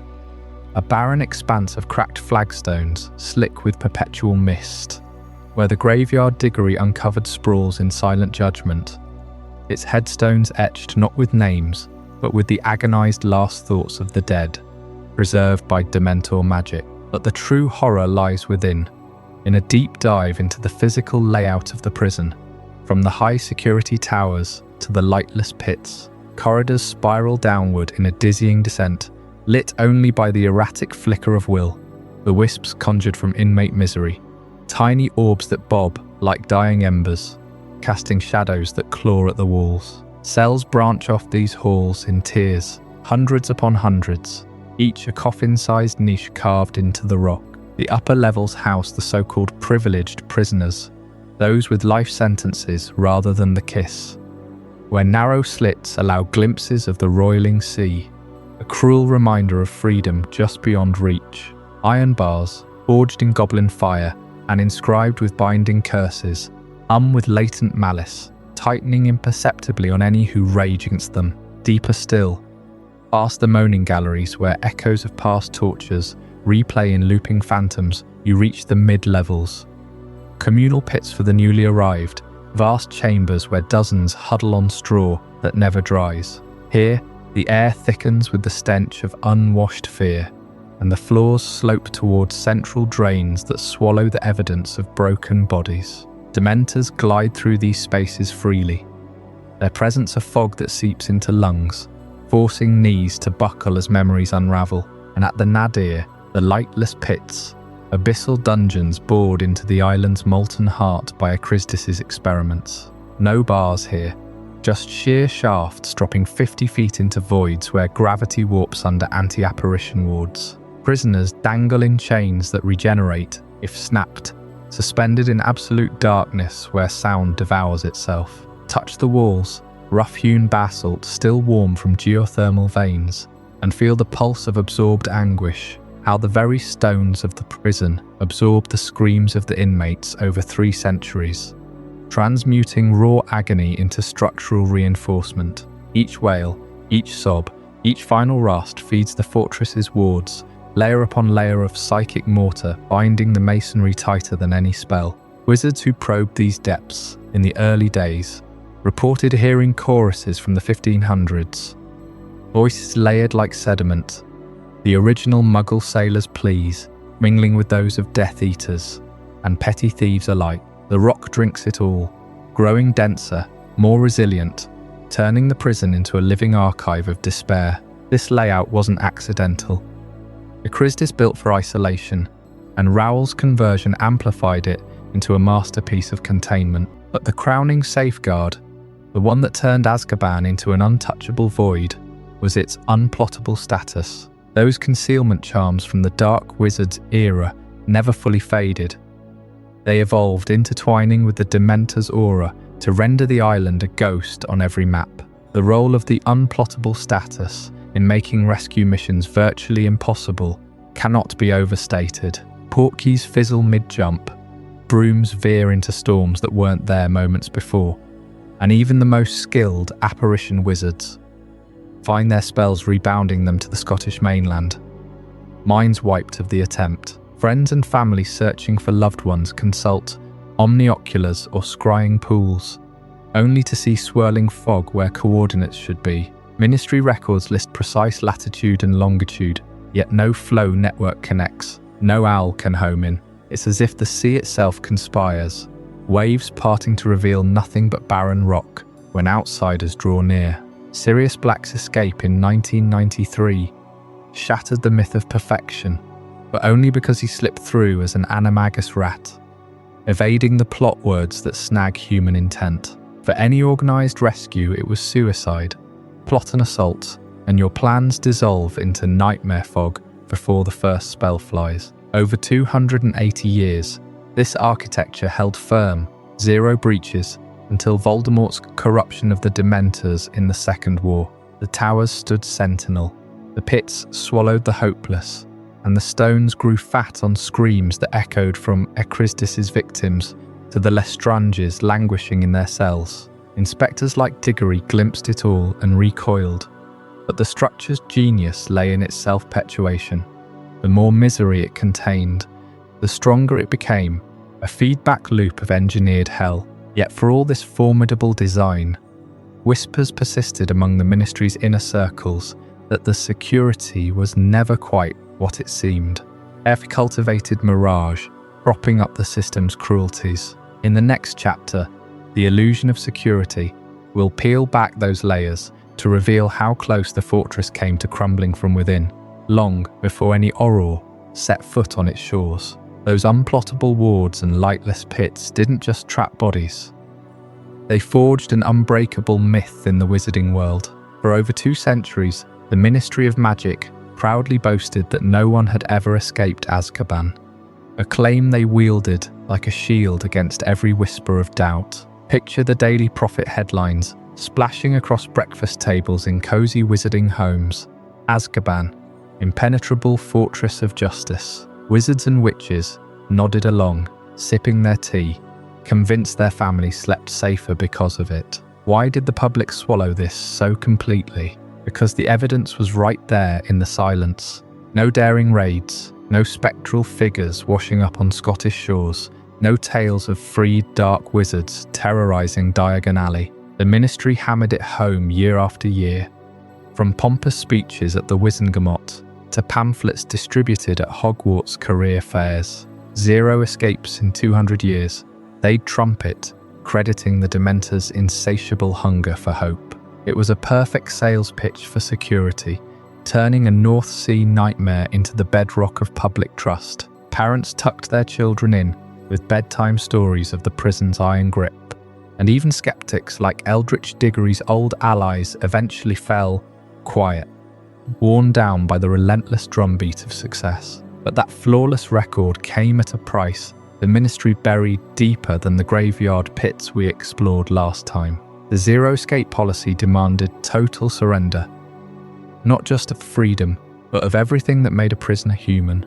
Arriving inmates, shackled and seasick from the boat ride, stepped into cells where Dementors glided like living shadows, their rattling breaths sucking away memories of laughter, love, even names. Within months, most forgot their own faces, reduced to muttering husks staring at walls that wept with condensed despair. Identity dissolved in the chill.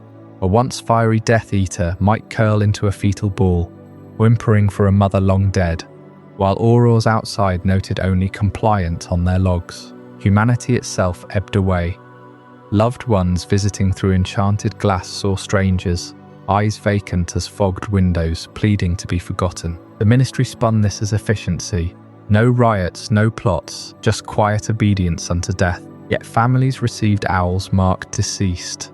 Natural, code for souls starved into oblivion. This was the hidden cost. A factory of the forgotten, where the boast of security masked a quiet genocide of the spirit. Wizards debated it in hushed tones at the leaky cauldron, but the zero escape mantra drowned them out. Who cared about ghosts when the living felt safe? That safety fetish peaked with the normalization of the Dementor's kiss, the ultimate deterrent etched into every wizarding heart. By the 19th century, it wasn't just punishment for the irredeemable. It became the ministry's go-to spectacle for cowing the public. Imagine the scene. A high-profile trial in the ministry atrium, crowds pressing against flue barriers as a condemned wizard, say, a pure-blood agitator or rogue cursebreaker, is dragged forward. The Dementor looms, hood gaping like a bottomless well, and with a wet slurp, it yanks out the soul, leaving a limp shell to be carted back to Azkaban as a breathing warning. The prophet called it merciful finality, a clean end to threats, and the public ate it up. Children learned it in defense against the dark arts. Cross the line, and you'll envy the dead. Ministers from Rowell onward paraded kissed criminals like trophies, their empty-eyed husks displayed in promotional reels at the Quidditch World Cup. It worked too brutally well. Potential rebels slunk back to their manners, whispering that even Azkaban's living death paled next to that void. Wizards normalized the horror, joking over butterbeer about kissing cousins in the family tree, while the kiss count climbed into the hundreds. It painted security not as protection, but as a vow: behave or become nothing. This illusion held firm through scandals and whispers. From Diggory's botched reforms to the graveyard's endless expansion, the public, lulled by 2 centuries of silence, never questioned the shadows lengthening inside those towers. Even as insanity rates hit 9 in 10 prisoners by the 1900s, the ministry doubled down, staffing Azkaban with loyalists who turned a blind eye to the moans echoing from the pits. Security wasn't a shield, it was a shroud, convincing the wizarding world that peace meant trading souls for sleep. And it lasted until cracks appeared in the 1990s, when old alliances shattered and the myth finally trembled that the forces propping up the illusion weren't just Dementors or wards. They were the tangled web of pure-blood politics pulling strings from the shadows. Next time in Chapter 14, the pure-blood influence will uncover how elite families shaped Azkaban's darkest policies, sending rivals to rot while shielding their own. You won't believe the names involved. While the ministry clung to its ironclad claim of 0 escapes over 2 centuries, proudly touting Azkaban as impenetrable, that flawless record masked a grimmer truth for the wizarding underclass. Common witches and wizards, those without a galleon to their name or a family crest on their robes, vanished into the fortress's lightless depths, their humanity stripped away, long before any iron bars could claim credit. But for the elite pure-blood dynasties, the North Sea prison was little more than a distant rumour, a fate they sidestepped with whispers in the right ears and vaults overflowing with ancient gold. Take the 19th century, that shadowed era when wizarding Britain's old bloodlines tightened their grip on power amid the clamour of Muggle industrialisation, leaking through the statute of secrecy. Families like the Blacks, the Malfoys, and their lesser-known cousins, the Rosieses, the Knotts, faced scandals that would have condemned any Muggle born to eternity with the Dementors. Dark rituals gone awry, forbidden experiments on house elves, even outright murders pinned on squibs to preserve lineage purity. Yet these scions rarely tasted the chill winds of the Hebrides. Instead, they navigated the ministry's labyrinthine Wizengamot, with bribes disguised as campaign contributions or endowments to the Department of Magical Law Enforcement. Picture the scene in the opulent Wizengamot chambers, gas lamps flickering on walls, lined with portraits of stern-faced ancestors. A pure-blood lord, robes embroidered with silver serpents, stands accused of unleashing a lethal curse during a heated duel over a contested estate. The air thickens with tension as the prosecutor lays out the evidence. A shattered wand core, eyewitness accounts from cowering house elves. But then comes the subtle shift. A folded parchment slips into a judge's pocket, a promise of rare potion ingredients for a private collection, or perhaps a family vault's key to fund the next ministry gala. The verdict? Not Azkaban's despair, but a slap on the wrist. House arrest in a sprawling manor, complete with enchanted gardens and personal Auror escorts, who turned a blind eye to midnight flu visits. Wealth bought not just mercy, but erasure. The crime dissolved into polite obscurity. The family's reputation burnished brighter than before. This wasn't mere corruption. It was systemic, woven into the fabric of wizarding governance. Aurors tasked with Azkaban transports knew the drill. A common criminal, a half-blood poacher caught brewing illegal wolfsbane without a license, or a Muggle-born hedge witch selling love potions in Nocturne Alley, faced the full horror, hooded, bound in anti-apparition chains, dragged through howling gales to cells where Dementors feasted on their fading memories of family hearths and summer fairs. Their trials were perfunctory, held in dim basement courtrooms with no barristers, sentences rubber-stamped before the ink dried. Months later, their families might receive a curt owl, deceased. Cause: despair. No bodies returned, just echoes in the graveyard Minister Diggory once catalogued. Contrast that with the pure-blood scion. Their hearings unfolded in gilded halls. Barristers from ancient firms like Bubonic and Burdock, arguing lineage over evidence. Political connections sealed the deal. Ministers and department heads owed favours to these families, who bankrolled elections and staffed key posts with loyal kin. A Lestrange cousin implicated in a blood purity cult, redirected to rehabilitative seclusion at a family estate in the Scottish Highlands, warded against outsiders but stocked with fine wines and grimoires. The disparity gnawed at the wizarding underbelly, fueling underground pamphlets that circulated in Diagon Alley's shadows. Azkaban for the poor, Azkaban free for the pure. Yet even within Azkaban's cursed walls, this influence cast long shadows, birthing one of the fortress's most guarded secrets, the high security wing, tucked into the fortress's northernmost tower, far above the communal pits where the masses withered. This labyrinth of cells wasn't for the elite.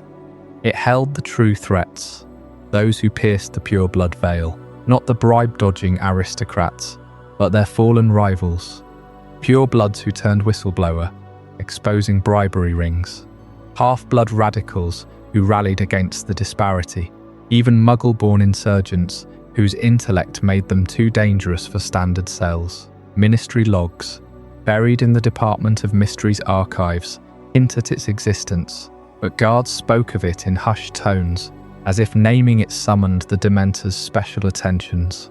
Entry demanded triple verified clearance, oaths sworn on Veritaserum-laced relics. Cells there gleamed with false luxury, silk-draped beds that induced vivid nightmares, hearths burning blue flames that whispered accusations, mirrors reflecting alternate lives of failure. Dementors patrolled in pairs, their presence amplified by amplification charms, draining not just hope but the will to testify. Who ended up there? Consider Ebenezer Flint, a pure-blood accountant in 1872 who uncovered a Malfoy-led embezzlement scheme, siphoning ministry funds to pure-blood coffers. His transfer to the wing silenced him forever.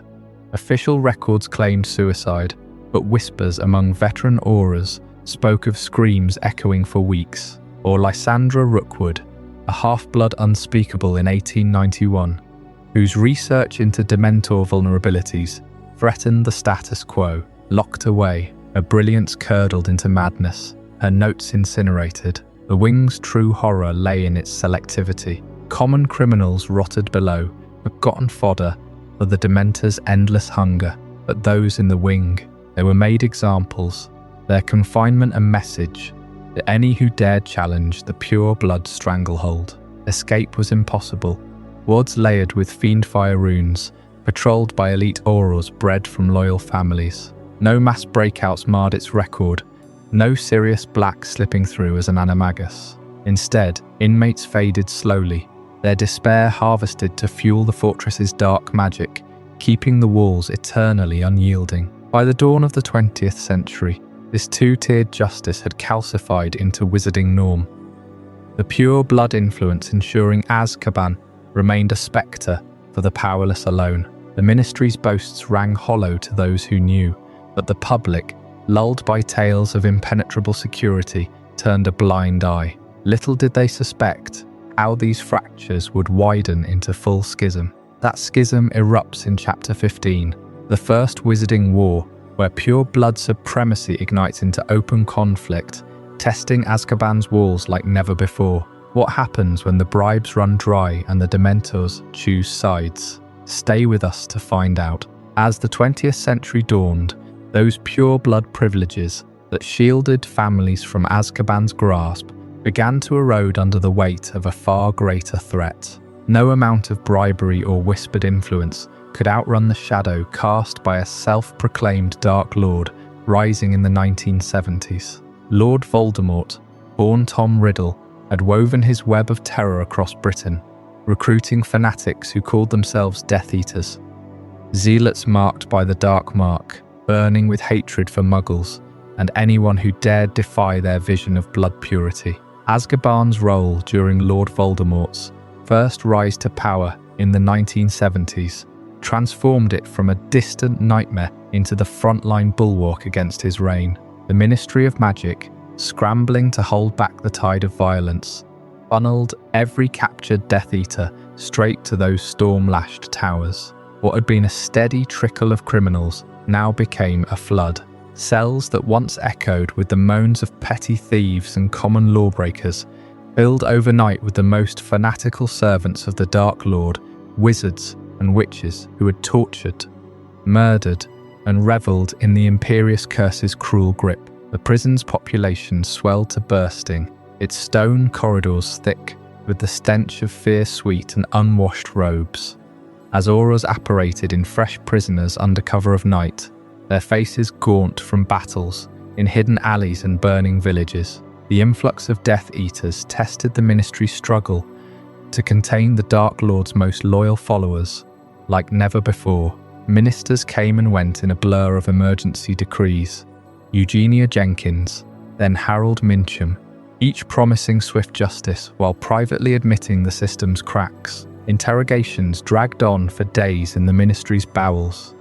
But those who cracked under Veritaserum often revealed networks too vast to dismantle overnight. Azkaban became the answer, its Dementor guards a grim necessity. No trials could be rushed when the courts overflowed. So many were shipped north without hearings, their screams swallowed by the North Sea's roar. The public, huddled behind Fidelius charms and protective wards, whispered of vans packed with hooded figures vanishing into the mist, bound for the island where hope itself withered. Yet for these prisoners, already steeped in the dark arts, the Dementors waged a psychological warfare far more insidious than against ordinary souls. These were not innocents haunted by lost joys. Death Eaters arrived armoured in arrogance, their minds armoured with memories of conquests, the thrill of the killing curse, the adulation of rallies under skull banners. But the Dementors stripped that away layer by chilling layer. Gliding through the bars like living voids, they forced replays not of triumphs, but of the hollow rot beneath. The gnawing doubt that Voldemort's promises were lies. The fleeting regret of a mother's face before Avada Kedavra struck. The isolation of a life twisted by fanaticism. Men who had laughed at Muggle screams, now curled fetal in corners, babbling about the hunger inside that the Dark Mark could never sate. Women like the young Bellatrix Lestrange, imprisoned after the war's end for her role in unspeakable atrocities, found their defiance crumbling into madness. Her cackles turned to whimpers as Dementors feasted on the fragile ego sustaining her loyalty. You can almost hear it in the wind-torn ledgers of the time. Reports from the few Auror guards who rotated shifts, their patronuses flickering weakly against the gloom. One account from 1978 describes a pure-blood enforcer, broken after mere months, clawing at his arm to erase the Dark Mark, confessing visions of his own soul unravelling like smoke. The creatures didn't just drain happiness. For those who embraced the dark arts, they amplified the darkness within, turning self-assured villains into vessels of their own suppressed terrors. Insanity rates spiked higher than ever, bodies piling in that ancient graveyard, faster than the Dementors could bury them. The Ministry touted it as victory. No escapes, no uprisings from within, but at what cost? Cells stood empty by dawn, prisoners reduced to husks who welcomed the end. This era etched Azkaban deeper into wizarding folklore, a place where even Voldemort's inner circle met their unravelling. The war sputtered to its close in 1981 with the Dark Lord's fall, but the prison's ledgers brimmed with names that would haunt generations. And yet, amid this deluge of despair, one prisoner's story would soon shatter the myth of Azkaban's unbreakable hold. In our next chapter, The Tragedy of Sirius Black, we'll uncover how a single wrongful conviction ignited the spark that exposed Fortress's deepest vulnerabilities. What drove a man to risk everything against the impossible, and the secrets he carried that could have toppled empires. As the smoke cleared from Voldemort's first defeat in 1981, Azkaban swelled with captured Death Eaters, their black robes traded for ragged prisoner garb Their wands snapped like brittle bones. The Ministry, reeling from years of terror, crammed them into cells where the Dementors' chill seeped through stone walls like fog off the North Sea. But amid that chaos, one imprisonment stood apart, a stark emblem of wizarding justice gone rotten. The case of Sirius Black. You know the headlines that screamed across the Daily Prophet. Sirius Black, the reckless Gryffindor, best friend to James and Lily Potter, betrayed them to you know who. The story they sold was simple, explosive. Black, mad with dark allegiance, revealed the Potters' hiding place in Godric's Hollow. Peter Pettigrew, their loyal friend, confronted him in a Muggle street. 12 Muggles dead in the blast. Pettigrew vanished in a puff of smoke, and Black laughed amid the rubble. Unrepentant, arrested on the spot, blood on his hands, he was shipped to Azkaban that very night. No trial, no Wizengamot hearing, no Veritaserum probe or pensive review, just a nod from the Ministry, terrified of public outrage, and the heaviest sentence they could muster: life in the fortress that broke souls. This was the wizarding legal system's nadir, a failure so profound it exposed the rot beneath the Ministry's gilded facade. In peacetime, even petty thieves got a Wizengamot bench trial, wands confiscated only after due process. But war's end brought panic. Voldemort vanished, but his shadow lingered. Black, with his pure blood pedigree and ties to the Potters, became the perfect scapegoat. Artemius Crouch Sr., head of the Department of Magical Law Enforcement, bypassed every safeguard. He authorized Azkaban's gates to swing shut without question, fearing any delay might spark riots or worse, revealed deeper Ministry complicity in the war's losses. The public, starved for closure, devoured the narrative. Black's guilt was assumed, his screams of denial dismissed as raving. No evidence beyond eyewitness panic and a one-wanded wizard's word. It was justice by proclamation, the kind that thrived in Azkaban's unlit depths, where truth drowned in despair. For 12 years, Sirius Black endured what no wizard should, the most brutal conditions known to wizardkind. Picture the cell, a jagged pit carved into Azkaban's seaward cliffs, 10 feet square, walls slick with salt spray, and etched with the frantic scratches of past inmates. No light pierced the gloom. The Dementors' presence blotted out even wandless Lumos. The air hung heavy, laced with the metallic tang of rusting iron and the sour reek of unwashed fear. Meals, if you could call them that, arrived via house elf apparition. Gruel that tasted of ash, sliding through a slot too narrow for hope. Black paced those confines, his boots wearing thin against stone floors that never warmed. Sleep evaded him. The Dementors glided past hourly, their rattling breaths sucking joy from his veins, dredging up memories of laughter with James, Lily's smile, the war's endless funerals. Most men shattered in months, curling fetal, babbling prophecies, or starving themselves into the graveyard. The Dementors tended with bony fingers. Insanity claimed 80%. The rest faded to husks, eyes vacant as the North Sea fog. Yet Black survived, his mind a flickering ember in that abyss. How? Not through Ministry mercy or hidden comforts. No pure blood bribes reached him here, his family disowned, his vault frozen. He clung to rage, pure and unyielding, a fire the Dementors couldn't fully quench. Days blurred into nights of whispered plans, his voice hoarse against the wind's howl. He refused the madness, forcing memories of marauder pranks, motorcycle chases, anything to push back the void. His body wasted, gaunt cheeks, tangled hair matted with brine, but his will sharpened like a blade. The fortress tested him relentlessly. Storms battered the bars, waves crashed 30 feet below narrow ledges where prisoners sometimes slipped, bodies vanishing into the foam. Dementor kisses hovered as temptation, promising oblivion, but Black spat defiance, reserving just enough sanity to plot. The secret lay deeper, woven into his very bones. The Animagus transformation, unregistered and ancient, his shield against the Dementors' soul-sapping hunger. As a teenager, with James, Remus and Peter, he'd mastered the change, becoming a shaggy black dog, sleek and swift, evading detection in their Hogwarts escapades. In Azkaban, that form became salvation. Curled in the corner, He shifted silently, fur trapping warmth against the eternal chill. The dog's mind proved resilient.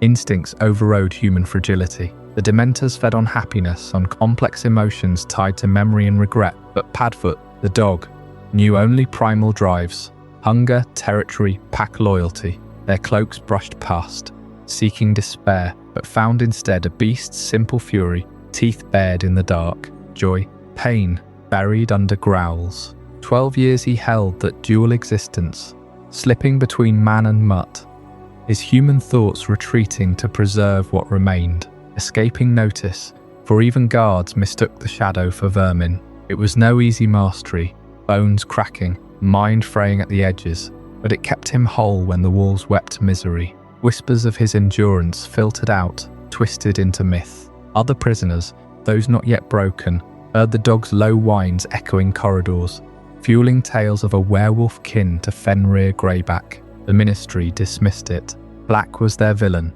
rotting deservedly. But in those howls lay the spark of something impossible.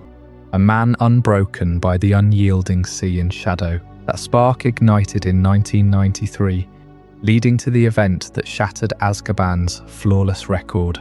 In the next chapter, 1993, The Impossible Escape, will unravel how Sirius Black did what no one had ever dreamed possible, slipping the Dementor's grasp in a breakout that sent shockwaves through the wizarding world. What magic or madness made it happen? Stay with me to find out. After 12 years in the lightless pits of Azkaban, Sirius Black did the unthinkable. He slipped through the grasp of the Dementors themselves, transforming into his animagus form, a ragged black dog, and padding silently past guards that fed only on human despair. No one had ever escaped before, not in over 2 centuries of the fortress's grim operation. But Black did, on a howling night in 1993, vanishing into the North Sea's churning waves, as if the prison's walls had finally cracked. You can almost hear the wind whipping across those barren towers, carrying the faint, desperate echoes of other prisoners who sensed something shift in the air. Black had held on to his secret all those years, his mind clinging to fragments of joy amid the endless chill. The laughter of his godson Harry, the thrill of forbidden transformations learned in youth. When the moment came, he seized it. Starving himself to slip through the bars, weakened but determined, he leapt into the sea and swam, mile after punishing mile, toward freedom. Whales guided him, or so the rumours whispered. Later, their massive forms nudging him through the storm. He washed ashore on the mainland, soaked and half dead, but alive. The first man to breach Azkaban's unbreakable hold. Word spread like fiend fire through the wizarding world. The moment the wizarding world stood still, Sirius Black becomes the first known escapee. Front pages of the Daily Prophet screamed it in letters tall as broomsticks. Mass murderer Black on the loose. Families bolted doors. Parents clutched children closer, and even the most skeptical witches and wizards felt a shiver that had nothing to do with autumn chill. Black, the man accused of betraying the Potters and slaughtering 13 Muggles with a single curse. The traitor who laughed in the face of grief. Now free, they said, to hunt Harry Potter himself. Panic gripped Diagon Alley, Hogsmeade, every hidden corner of Britain. How had the Ministry let this happen? Azkaban, the fortress that had boasted 0 escapes for generations, suddenly looked mortal. Behind the scenes, the Ministry scrambled in a frenzy they could scarcely contain. Minister Cornelius Fudge, ever the picture of bluster-masking fear, ordered an immediate lockdown. Auras swarmed the island, but Black was long gone. Reports were hushed, twisted, first whispers of a minor breach, quickly buried under official denials. They claimed wards were intact, Dementors vigilant, but the truth leaked out anyway. Fudge's team spun tales of enhanced security, blaming it on Black's unusual cunning, anything to salvage the prison's myth. Yet the damage was done. Letters flooded the Ministry, demanding answers. Was Azkaban truly impenetrable? Or had the Dementors, those soul-sucking spectres, finally faltered? The revelation cut deeper still. The perfect prison had a fatal flaw: the perception of the guards. Dementors don't see with eyes, They sense emotion, feed on it like vultures on carrion. Happiness, fear, love. They track those invisible threads through the air, drawn to the warmth of a human soul. But a dog, a mere animal, its feelings too primal, too fleeting for their hunger. Black's animagus form was invisible to them, a shadow slipping past hooded forms that glided through the cells, rattling chains and drawing screams from the broken. For centuries, this had been the system's genius and its blind spot. Prisoners reduced to husks, too despaired to plot, guarded by creatures that thrived on their misery. No spells could pierce those walls. No brooms could approach the unplottable island. Yet one man's transformation exposed it all. The Ministry's great safeguard wasn't foolproof against magic they hadn't anticipated. In the chaos, Fudge made his boldest move yet. The Ministry's frantic cover-up and the deployment of Dementors to Hogwarts. 100 of the foul things, hooded and rattling, were shipped north to the school itself for the boys' protection. Fudge declared in a trembling voice to the prophet. Harry Potter, now 13, attending Hogwarts under Dumbledore's watch. Black, they insisted, was gunning for him. Revenge for the Potters' deaths, or some darker loyalty to Voldemort. The Dementors circled the castle grounds like a shroud, their presence chilling the stones, turning Quidditch matches into nightmares. Students fainted at their approach. Professors brewed endless vials of chocolate to counter the dread. Hagrid protested, McGonagall fumed, but Fudge held firm. Azkaban's failure demanded a show of strength, even if it meant poisoning the safest place in Wizarding Britain with despair itself. Parents pulled children from classes. Owls carried furious howls to the Ministry. But the Dementors stayed through the year. Whispers grew of black sightings, a grim dog near the castle, shadows in Hogsmeade. The public watched, breathless, as wanted posters fluttered in every window. Black's gaunt face staring out with wild eyes. Auras patrolled in vain. He evaded them all, a ghost in the Scottish wilds. The escape didn't just shatter Azkaban's aura, it ignited fears long buried. What if others followed? Bellatrix Lestrange, raving in her cell. The Carrows, plotting silently. The fortress, once a symbol of iron control, now whispered of vulnerability. Fudge's gamble held the line barely. Black was recaptured that summer, cornered in a storm, but slipping away again into innocence's proof. Yet the scar on Azkaban remained. The Ministry poured gold into new wards, tighter leashes on the Dementors, but the crack was there, a reminder that even the darkest magic bends under human will. And as the 90s wore on, darker forces gathered, testing those walls once more. But hold on to this, the Lestrange's trial that paved their path to those very cells, a spectacle of fanaticism and Ministry ruthlessness that would make Black's saga look tame. Coming up next in Chapter 18, the trial of the Lestranges. While Sirius Black's escape sent shockwaves through to the Ministry, ripping apart their perfect record and flooding the streets with Dementors, few eyes turned back to the fortress itself, where some of the Dark Lord's most fanatical servants still languished in chains. Bellatrix Lestrange, her husband Rodolphus, and his brother Rabastan had been cast into Azkaban's depths years earlier, their trial a grim footnote to the First Wizarding War's bloody close. Picture the courtroom in the Ministry's bowels that summer of 1981, air thick with the scent of old parchment and flickering torchlight. The Lestranges stood unbowed before the Wizengamot, their faces pale but defiant, eyes burning with a fervour that no judge could extinguish. Bellatrix, wild-haired and sharp-featured, had led the interrogation of Frank and Alice Longbottom, auras who refused to betray Voldemort's whereabouts. Under the Cruciatus curse, hour after hour they shattered, minds irreparably broken, bodies left twitching insane mungos for life. Rodolphus and Rabastan flanked her, accomplices in that madness, their wands wielded without mercy. The evidence was ironclad.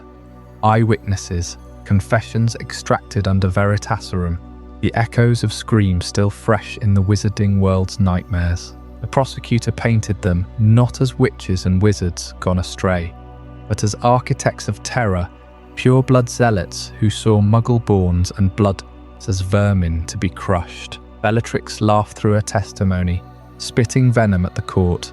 The Dark Lord will rise again, and you fools will kneel. Rodolphus nodded solemnly, his voice steady as he declared their actions a sacred duty. Rabastan, quieter but no less resolute, offered no defence, only a glare that promised retribution.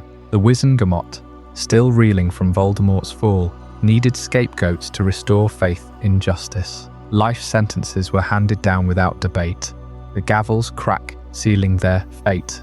Azkaban for as long as the North Sea winds blew. Transported by boat under Auror escort, the Lestranges crossed those churning waters, the island's silhouette emerging like a jagged tooth from the fog. Dementors swarmed the docks, their rattling breaths already leaching colour from the guards' cheeks. Inside the fortress, cells carved from stone soaked in centuries of despair awaited. No windows, no light beyond the faint glow of patrol lamps. The air hummed with the constant moan of wind through cracks, mingled with distant sobs from broken souls. Meals slid through slots, gruel that tasted of ash, day after indistinguishable day. For over a decade, the Dementors feasted. These soul-sucking guardians didn't just patrol, they invaded dreams, dredging up every regret, every scream inflicted on others now turned inward. Bellatrix, once a whirlwind of curses and cackles, felt the weight of her unfulfilled vengeance, visions of her master's fall replaying in endless loops. Rodolphus endured memories of pure blood glory slipping away, his family's ancient name tarnished yet unbroken. Rabastan, the youngest, bore the rawest torment, Youth stolen, loyalty questioned in the quiet hours when hope curdled to madness. Insanity claimed many, suicide whispers lured others to the bars. Bodies piled in that vast, Dementor-tended graveyard Eldritch Diggory had decried generations before, shallow graves marked by frost-rimed stones. Yet through it all, their loyalty to Voldemort never wavered. In the gloom, they scratched messages into walls with fingernails, serpent runes, the dark mark's outline, promises of his return. Whispers carried between cells during rare exercise yards, tales of the Dark Lord's immortality, fueling faint sparks of resistance. Bellatrix's voice, hoarse but fierce, would rise in incantations, defying the cold that seeped into bones. They refused ministry offers of reduced sentences for information, spitting at interrogators who probed for hidden Horcruxes or loyalist networks. Their bodies withered, skin stretched taut over skulls, eyes sunken hollows, but spirits remained forged in fanaticism. Even as Sirius Black slipped free nearby, they mocked his betrayal in mutterings, calling him the coward who fled, while true believers endured. That endurance made them legends among the scattered Death Eaters, still free. In hidden pubs and shadowed manors, whispers spread. The Lestranges hold the line in Azkaban, untouched by doubt. Their presence became a beacon, a rallying cry for those nursing grudges against the Ministry's fragile peace. Recruits sought out tales of their trial defiance, tattoos mimicking those cell carvings appearing on forearms. Families like the Malfoys donated galleons to prisoner welfare fronts, smuggling in smuggled notes that kept the flame alive. While the world chased Black's ghost, Azkaban's core harboured the Dark Lord's unyielding core, proof that no torment could erase the vow they'd sworn in Riddle House shadows. Year by year, their myth grew, a thorn in the Ministry's side, reminding all that Voldemort's shadow lingered, not just in prophecies, but in the fortress's howling halls. And as the 90s wore on, that beacon would draw eyes back to the sea, setting the stage for something far darker. Up next in Chapter 19, the return of the Dark Lord, where those long-buried loyalties ignite in ways that shatter Azkaban forever. Stick around, you won't believe how close the end came to unravelling everything. Bellatrix Lestrange and her husband Rodolphus, along with his brother Rabastan, had endured years of the Dementors' relentless hunger, their souls frayed to threads. Yet their devotion to Voldemort never wavered. Even as the 1990s dawned, with the wizarding world tentatively rebuilding after his supposed defeat, those three clung to whispers of his return, their madness-fueled ravings dismissed by Ministry guards as the ravings of the broken. But Voldemort was no ghost story fading into memory. He had survived, slithering in shadows, his power regenerating in secret lairs far from prying eyes. By the mid-1990s, as he plotted his resurgence, his gaze turned northward to the churning North Sea, to Azkaban itself. The prison's Dementors, those ancient cloaked wraiths who had feasted on prisoner despair for centuries, represented both a weapon and a vulnerability for the Ministry. Voldemort knew their nature intimately. Soulless entities driven by an insatiable craving for happiness, bound loosely to wizarding authority only by the steady supply of tormented souls. He began reaching out to them covertly, through intermediaries and dark rituals that pierced the fortress's stormy veil. Voldemort's secret negotiations with the Dementors during the mid-1990s unfolded not in grand halls, but in the fog-shrouded crevices of forgotten islands, where his fragmented form communed with their gliding forms. These were no mere parleys. They were temptations woven from promises of power. The Dementors, long chafing under Ministry commands that rationed their grim indulgences, listened as Voldemort painted visions of unchecked dominion. Imagine the chill of those encounters, the air thickening with frost as Dementors encircled him, their rattling breaths echoing like chains in a crypt. Voldemort offered them liberation from their enforced servitude, a chance to swarm freely across wizarding lands. But the true lure dangled deeper, the promise of greater feasts. No longer would they scrape meagre happiness from the dregs of Azkaban's long-term inmates, those hollow shells whose joy had long evaporated. Instead, Voldemort vowed endless banquets of fresh terror. Crowds of Aurors, Ministry officials, entire families fleeing in panic, their screams fueling orgies of despair that would swell the Dementors' ranks and sate them for generations. The Dementors, ever opportunistic, weighed the bargain. Their alliance with the Ministry had been pragmatic, born of Minister Damocles Rowell's cruel bargain. 2 centuries earlier, trading prisoner misery for containment, but loyalty meant nothing to beings without souls. Voldemort's offer struck at their core hunger, and whispers spread through their spectral horde, rippling back to Azkaban's towers like an incoming tide. Word of these overtures never reached Fudge's ears at first, too subtle, too shrouded in dark magic. The Ministry, complacent after Sirius Black's improbable escape in 1993, patted itself on the back for tightening security. Dementors patrolled the battlements, as always, their presence a deterrent etched into every wizard's nightmares. Yet beneath the routine, fissures formed. Guards, mostly low-level wizards hardened by years amid the screams, began noticing anomalies. Patrol shifts grew erratic. Dementors lingered longer in clusters, their hooded faces turning seaward as if awaiting a signal. Then came the shift in the air, a palpable dread that seeped into the stone, the atmosphere of the prison, as the guards began to realize their true master had returned. Turned suffocating, heavier than the perpetual gales battering the island. Cells that once echoed with the moans of the resigned fell eerily silent, as if the very walls absorbed sound. Dementors glided past, without their usual predatory drifts toward the inmates, ignoring fresh batches of despair from newly arrived petty criminals. One guard, a veteran named Harlan Rookwood, later recounted in hushed tones how the cold deepened unnaturally. One stormy night in 1995, the temperature plummeting as shadows lengthened into claws. Rookwood claimed he saw it first from the eastern watchtower, a distant ripple on the horizon, not a ship, but a disturbance in the mist, like breath on glass. The Dementors massed there, 100 strong, their forms merging into a writhing mass that blotted the stars. No alarms sounded, Ministry protocols blind to such subtleties, but the human guards felt it in their bones. Whispers turned to panic.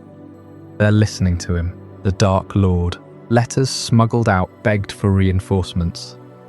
But Fudge dismissed them as hysteria, the same folly that had played responses to Black's breakout. Deep in the fortress's bowels, where Bellatrix Lestrange paced her cell, a feral grin splitting her gaunt face.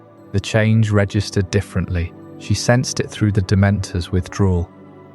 Their hunger momentarily distracted. "He's coming," she hissed to the shadows, her voice carrying to Rodolphus 2 cells over.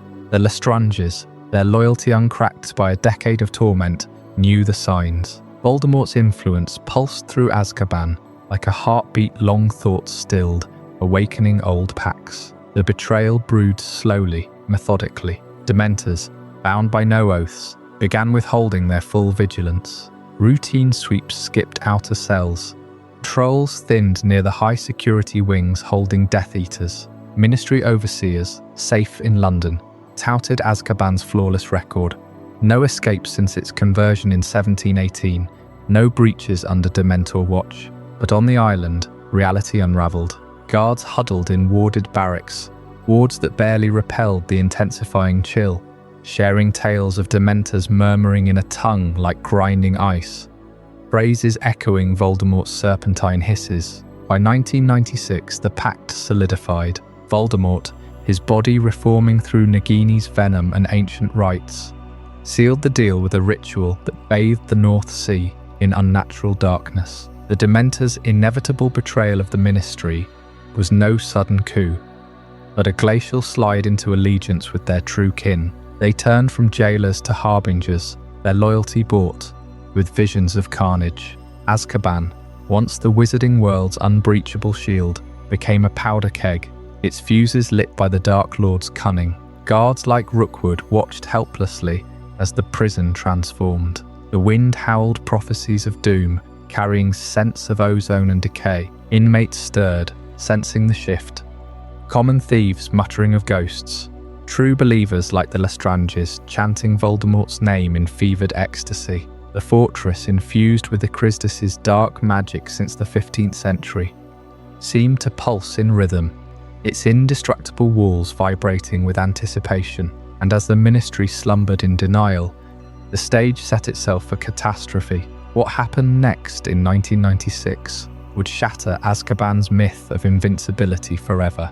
Stick around for Chapter 20, the 1996 mass breakout, where you'll hear how Voldemort's gambit unleashed chaos on a scale no one saw coming, freeing monsters who would plunge the wizarding world into war. You won't believe the details of that night. I hope you're as amazed by this as I am. If you want to stay updated on more content like this, make sure to subscribe and join our community of curious minds. Trust me, what's coming next will challenge everything you thought you knew. Those secret pacts between Voldemort and the Dementors shattered the fragile trust the Ministry had placed in Azkaban's guardians. By early 1996, the Dark Lord had his army stirring in the shadows, and the prison's icy walls were about to witness the unthinkable. January 22nd, 1996. A storm howled across the North Sea, whipping the waves into frenzy against Azkaban's jagged rocks.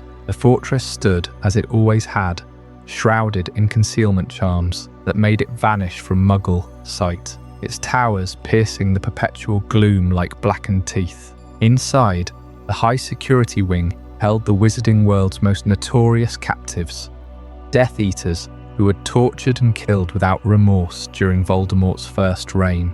Men and women whose names alone sent chills through the Ministry corridors.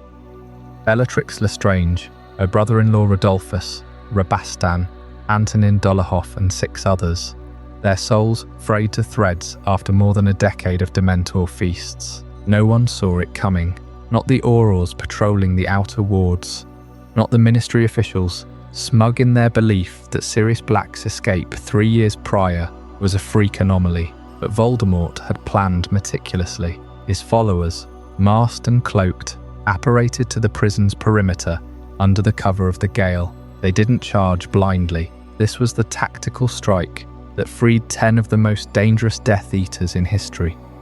A precision assault blending dark magic and betrayal from within.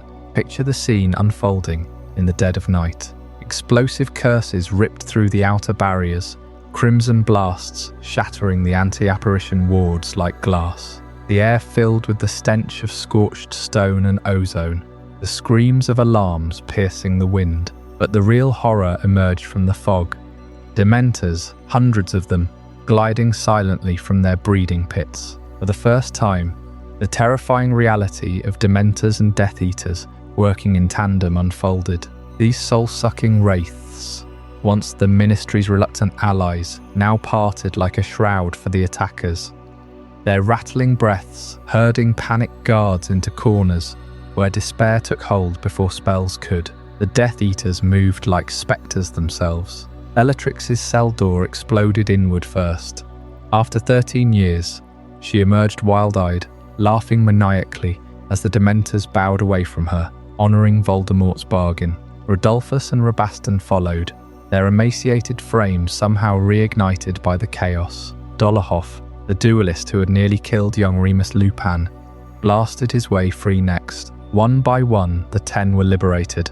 Augustus Rookwood, the unspeakable turned spy, Walden McNair, executioner of giants, and the rest, their loyalties unbroken by years of madness. The guards fought valiantly, but against this unholy alliance, futile. Dementors drained their will, leaving them slumped and catatonic, while Death Eater curses felled those who resisted. No prolonged siege, just a surgical raid, in and out within minutes. The attackers vanished with their prizes, disapparating into the night, leaving Azkaban smouldering but intact, its deepest cells echoing with the sudden void. Panic gripped the Ministry by dawn. Rufus Scrimger, the stern head Auror, was roused from sleep. The Patronus messengers swarmed the atrium. 10 top security prisoners gone. The headline screamed catastrophe. Azkaban breached. Death Eaters run amok. But the Ministry, desperate to salvage credibility, after Sirius Black's escape had already tarnished their record, scrambled for a scapegoat. Within hours, whispers turned to accusations. Official statements pinned the blame squarely on Sirius Black. Yes, the very man who'd slipped their grasp in 1993. The supposed mass murderer whose name still haunted Fudge's successor, Cornelius Fudge. Black orchestrated this, the press releases claimed, painting him as the mastermind returning to free his old comrades. It was a convenient fiction. Black, the animagus who had evaded capture for years, now suddenly the architect of a mass breakout. They dredged up his crimes, his alleged betrayal of the Potters. Ignoring the lack of evidence, the eyewitness accounts debunked too late, anything to avoid admitting the truth. The Dementors had turned, Voldemort was back, and Azkaban's impregnability was a myth. You can almost feel the tension in those Ministry boardrooms, the frantic quill scratches as spin doctors wove their tale. Fudge, his face pallid in the Daily Prophet photographs, insisted it was all part of a black-led conspiracy, buying time while Aurors scoured Britain. But the wizarding public, already uneasy from the Triwizard Tournament's dark omens, sensed the lie. Whispers of the Dark Lord's return spread like fiend fire, fueled by Harry's survival and Dumbledore's warnings. Deep down, the breach exposed Azkaban's rot. Those Dementors, gorged on prisoner despair for centuries, had tasted Voldemort's promise of endless victims, Muggles, Muggle-borns, anyone who opposed him. Their alliance with the Death Eaters wasn't mere opportunism. It was a glimpse of the horrors to come. Imagine the cells now, emptier but no less oppressive, the remaining inmates shivering as echoes of that night lingered in the stone. The graveyard outside grew by a few fresh mounds that week, guards who hadn't survived the drain. This wasn't just an escape, it was a declaration of war. Bellatrix, reunited with her master, would lead tortures that scarred souls forever. Dolohov duelled auras to their graves. The 10 bolstered Voldemort's ranks just as he needed them most, striking fear into a Ministry already cracking under denial. And as those freed, Death Eaters slipped into the shadows, plotting their next moves. The wizarding world teetered on the brink. The Dementors' defection sealed it. The fortress that once symbolized unbreakable security now heralded collapse. What happened when Voldemort turned his full fury on the Ministry itself? That's the chaos we'll unravel in Chapter 21. The fall of the Ministry, where loyalty fractures and the old order crumbles entirely. stay with me as we descend deeper. But the Ministry's desperate ploy to pin the 1996 mass breakout on a dead man like Sirius Black brought them only a fragile illusion of control. Whispers of chaos spread through Diagon Alley and Hogsmeade as those freed Death Eaters, Bellatrix Lestrange, her brother-in-law Antonin Dolohov, the hulking Augustus Rookwood, slipped into the shadows, striking at Ministry outposts with curses that left Aurors petrified in agony. Voldemort's forces closed in, their numbers swelling with every covert recruitment. By mid-1997, the end came swiftly during a ferocious nighttime assault on the Ministry atrium. Spells lit the fountains blood red, statues toppled like felled giants, and in the heart of it all, Rufus Scrimgeour fell to a killing curse from the Dark Lord himself. Pius Thickness, the head of the Department of Magical Law Enforcement, emerged as the new minister, but not by choice. Under the imperious curse, he became the perfect puppet, his every decree an echo of Voldemort's will, with Death Eaters like Yaxley pulling strings from the shadows. Azkaban under the puppet regime of Pius Thickness, and the Death Eaters plunged into an era of unchecked tyranny, far eclipsing even Damocles' role's sadistic repurposing centuries before. The Dementors, already lured to Voldemort's side with promises of endless despair, patrolled the battlements with renewed fervour, their rattling breaths carrying on the North Sea gales like the sighs of damned souls. No longer just a fortress for convicted wizards, the island's cells overflowed with anyone the regime deemed a threat. Order members captured in skirmishes vanished into its depths, their screams muffled by stone walls that seemed to absorb light itself. Guards, now a mix of loyal Death Eaters and enthralled wizards, administered punishments that made the old Dementor-induced madness seem merciful. Whips enchanted to flay flesh without end. Potions that forced victims to relive their worst memories on loop. All while the prison's ancient dark magic, born of Ekrizdis' experiments, amplified the torment until bones cracked under invisible pressure. What truly marked this descent was the transformation of the prison into a concentration camp for Muggle-borns. Waves of them arrived by the boatload, shackled and stripped of wands at the Azkaban docks, their faces gaunt from the terror of raids on their homes. The regime's propaganda painted them as thieves of magic, parasites who had stolen power from true witches and wizards. Cells once holding a single high-security prisoner now crammed dozens together, the air thick with the stench of unwashed fear and rotting straw. Dementors glided through the bars at feeding times, feasting not just on happiness, but on the raw anguish of parents separated from children, lovers torn apart, lives unravelled by a single drop of non-magical blood in their lineage. Escape was impossible. The fortress's indestructible wards, infused with that primal dark energy from the 15th century, sealed every crack, every whisper of hope. At the heart of this horror stood the Muggle-born Registration Commission, a bureaucratic nightmare chaired by Dolores Umbridge in her saccharine pink robes, her toad-like smile hiding a venomous seal, ostensibly to register those with Muggle parentage for protection. It dragged thousands before kangaroo courts in a ministry basement reeking of stale ink and desperation. Questioned under veritaserum or worse, they faced accusations of fraud. How could a child of dentists or factory workers wield a wand? Those deemed unworthy of magic met a tragic fate. Immediate imprisonment in Azkaban, but the Dementors stripped them layer by layer until only hollow shells remained. Some lasted weeks, babbling confessions to crimes they never committed. Others withered in days, their bodies piling in the island's ever-expanding graveyard, that same Dementor-tended necropolis. Eldritch Diggory had decried 2 centuries earlier. Umbridge's quill scratched out execution orders with glee, justifying it all as preserving purity, while reports of suicides, wizards leaping from the ramparts into the churning sea, were buried under layers of official denial. You can almost feel the chill seeping through those walls, the way the sea spray mixed with frozen tears on prisoners' cheeks. as the once mighty ministry twisted Azkaban into a symbol, not just of punishment, but of genocide by despair. Families waited in vain for trials that never came.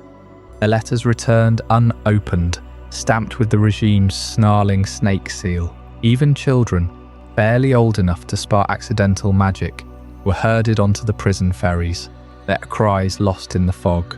The Dementors grew bolder, venturing closer to the mainland under Voldemort's pact, drawn by the banquet of suffering that no previous era could match. Thickness's decrees echoed from loudspeakers across Wizarding Britain. Compliance or Azkaban, resistance meant the camps, where magic itself seemed to curdle in the air, poisoned by collective agony. Yet amid this nightmare, flickers of defiance burned. Hidden messages scratched into cell walls spoke of a growing resistance, of Harry Potter sightings that rallied the broken. The regime's grip tightened, but cracks formed.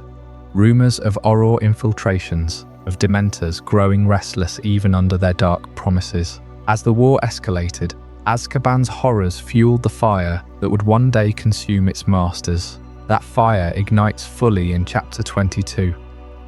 The Reign of Terror, where the full extent of Voldemort's dominion turns the wizarding world into a living hell you won't believe survived.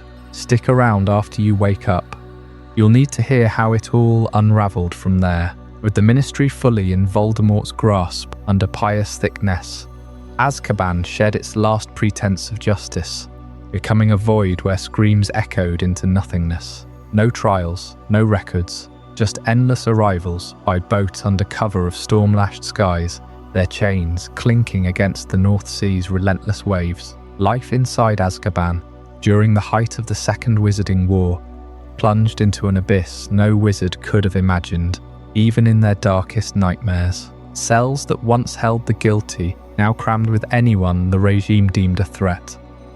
Muggle-borns snatched from their homes, Order members captured in midnight raids, even purebloods who whispered doubt. The air hung thick with the stench of unwashed fear, mingled with the metallic tang of blood from self-inflicted wounds. Prisoners huddled in corners, their breaths shallow, as Dementors glided past like living shadows, their rattling inhales sucking the warmth from bones. Meals, when they came, were scraps of mouldy bread tossed through slots, often untouched, because hunger dulled against the constant gnaw of despair. Sleep brought no respite. Nightmares replayed loved ones' deaths, amplified by the prison's walls that seemed to pulse with absorbed agony. Days blurred into an eternal grey, marked only by the comings and goings of the boats. You'd hear the splash of oars first, then the cries of newcomers as Dementors swarmed the docks, their cloaks billowing like storm clouds. Inside, the strong formed fragile alliances, sharing tales of the world above, defend off madness. But even those stories withered under the Dementors' gaze. One prisoner, a former Auror named Elias Hawthorne, scratched messages into his cell wall with a splintered fingernail. Dates, names, fragments of spells he could no longer cast. His writings survived only because the stone absorbed them like ink into parchment. A silent testament to minds unravelling thread by thread. The removal of all humane oversight left prisoners entirely at the mercy of the Dementors, stripping away even the thin veil of ministry regulations that had once dictated feeding schedules or annual health checks. No more rotating human guards to shoo the creatures back. The Death Eaters encouraged their free reign, viewing the soul drain as a fitting punishment. Warden Amicus Caro, with his scarred face and perpetual sneer, issued orders from a tower office overlooking the sea. Dementors could patrol at will, feed without limit. Reports from escaped souls later painted the horror. Prisoners collapsing mid-conversation, their eyes glazing as happy memories were ripped away, leaving husks that rocked endlessly, muttering lost incantations. The infirmary, a joke of a room with blood-stained cots, saw no healers. The dying were dragged to the outer battlements and left for the waves, their bodies claimed by the North Sea, as if Azkaban itself rejected their remains. In that void, small acts of defiance flickered like dying embers. A Muggle-born mother named Clara Finch hummed lullabies to her cellmate's child, a toddler smuggled in during a raid, until the Dementors silenced her forever. Whispers spread of a secret network, passing Patronus lessons by knuckle taps on walls, but the light never held. The Dementors, swollen with Voldemort's promises of endless despair, grew bolder, slipping into cells at night to hover inches from faces, their breath a fog of forgotten joy. The stories of the innocent who perished in the North Sea during the dark year of 1997 cut deepest, etching names into the wizarding world's collective guilt. Take the Whitby family. Edmund, a mild-mannered herbologist, his wife Lena, and their 2 sons, rounded up after a neighbour's tip about their Muggle ancestry. Thrust into Azkaban without question, they lasted mere weeks. Edmund's Patronus, a sturdy badger, faltered first under the onslaught, then Lena's voice cracked into silence. The boys, barely 10 and 12, clung to each other until a storm surge breached the lower levels.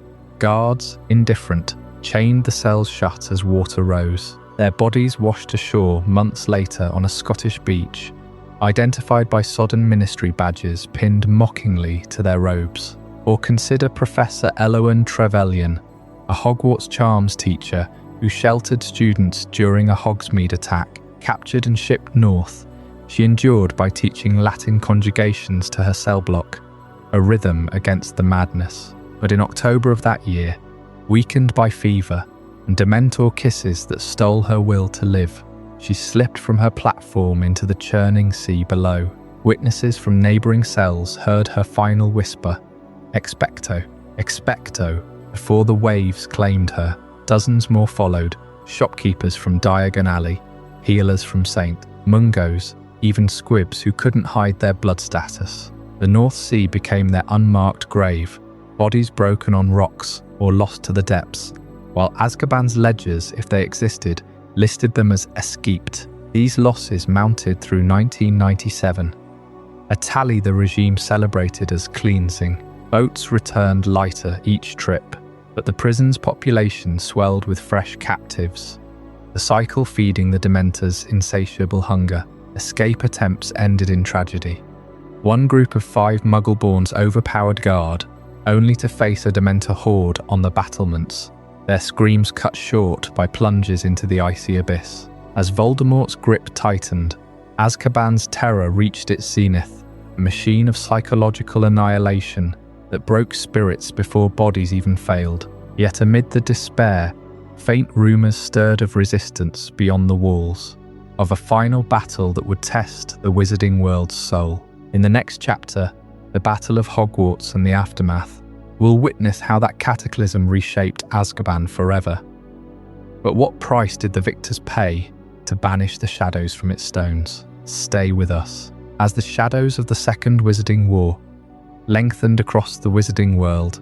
Those Dementors prowling Azkaban's fog-shrouded corridors sensed the pull of a greater banquet. No longer content with the meagre despair of their captive charges, they heeded Voldemort's summons, abandoning the prison en masse to swarm the final siege on Hogwarts. Picture the North Sea churning under a sky-bruised black, the island fortress standing sentinel, as its spectral guardians lifted away like a plague of ragged cloaks on the wind. For the first time in centuries, Azkaban lay utterly forsaken, its iron-barred cells echoing with nothing but the ragged breaths of the damned. The prisoners, those few who hadn't yet succumbed to the endless drain of happiness, felt the sudden void like a gasp in the chest. The chill deepened without the Dementor's kiss, but freedom's whisper crept in too, faint and disbelieving. Voldemort had promised them rivers of fear at Hogwarts, fresh screams from students and defenders alike, and the horde obliged, blotting out the stars as they converged on the castle's ancient walls. Hogwarts trembled under the onslaught that night of May 2nd, 1998. Spells lit the sky in jagged greens and reds, the air thick with curses and cries, while giants lumbered through the grounds and Death Eaters poured from the shadows. The Dementors wheeled overhead, their presence sucking joy from the very stones, forcing even the bravest to relive their worst memories.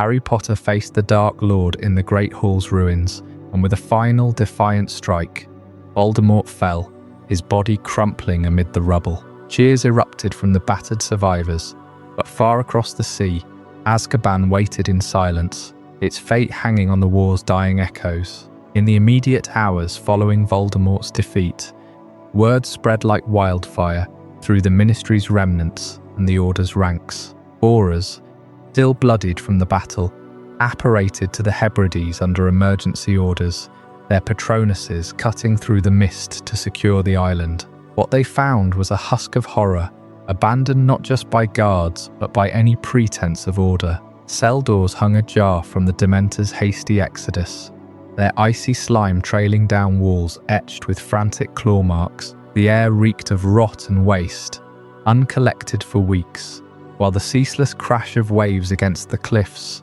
mocked the prisoners' isolation. Starvation had claimed dozens. Skeletal forms lay curled in corners, eyes hollowed by visions no Patronus could fully banish. The regime's neglect had turned the place into a tomb, with water rations cut to trickles and meals reduced to mouldy crusts doled out by indifferent overseers who'd fled with the Death Eaters. Aurors moved cell by cell, their wands casting Lumos spells that revealed atrocities the wizarding world had barely imagined. In the deepest levels, where Muggle-borns had been herded like cattle, they uncovered chains bolted into stone, crusted with dried blood from beatings, meant to extract confessions of blood treason. One chamber held a makeshift infirmary of despair, beds stained with the fluids of those who'd withered from Dementor exposure, their minds shattered into gibbering fragments. Scrawled confessions littered the floors, forced under cruciatus, torture, names of innocents denounced by the broken, lists of hidden families betrayed for a crust of bread. Further down, a chute led to the sea, where bodies had been dumped wholesale during the height of the terror, washing up on rocky shores as grim warnings. The liberation began at dawn, as meaty wizards port-keyed in with stretchers and potions. Surviving prisoners emerged blinking into the pale light, some weeping, others too numb to speak. Among them were holdovers from earlier wars, like remnants of the original Lestrange faction. Their loyalty to Voldemort curdled into mute horror at his downfall. Muggle-born families, crammed into collective cells, clutched children who'd known only darkness, their tiny frames bearing scars from experimental curses the Death Eaters had tested in the regime's final frenzy. Aurors catalogued it all, their reports painting a ledger of genocide averted by mere hours.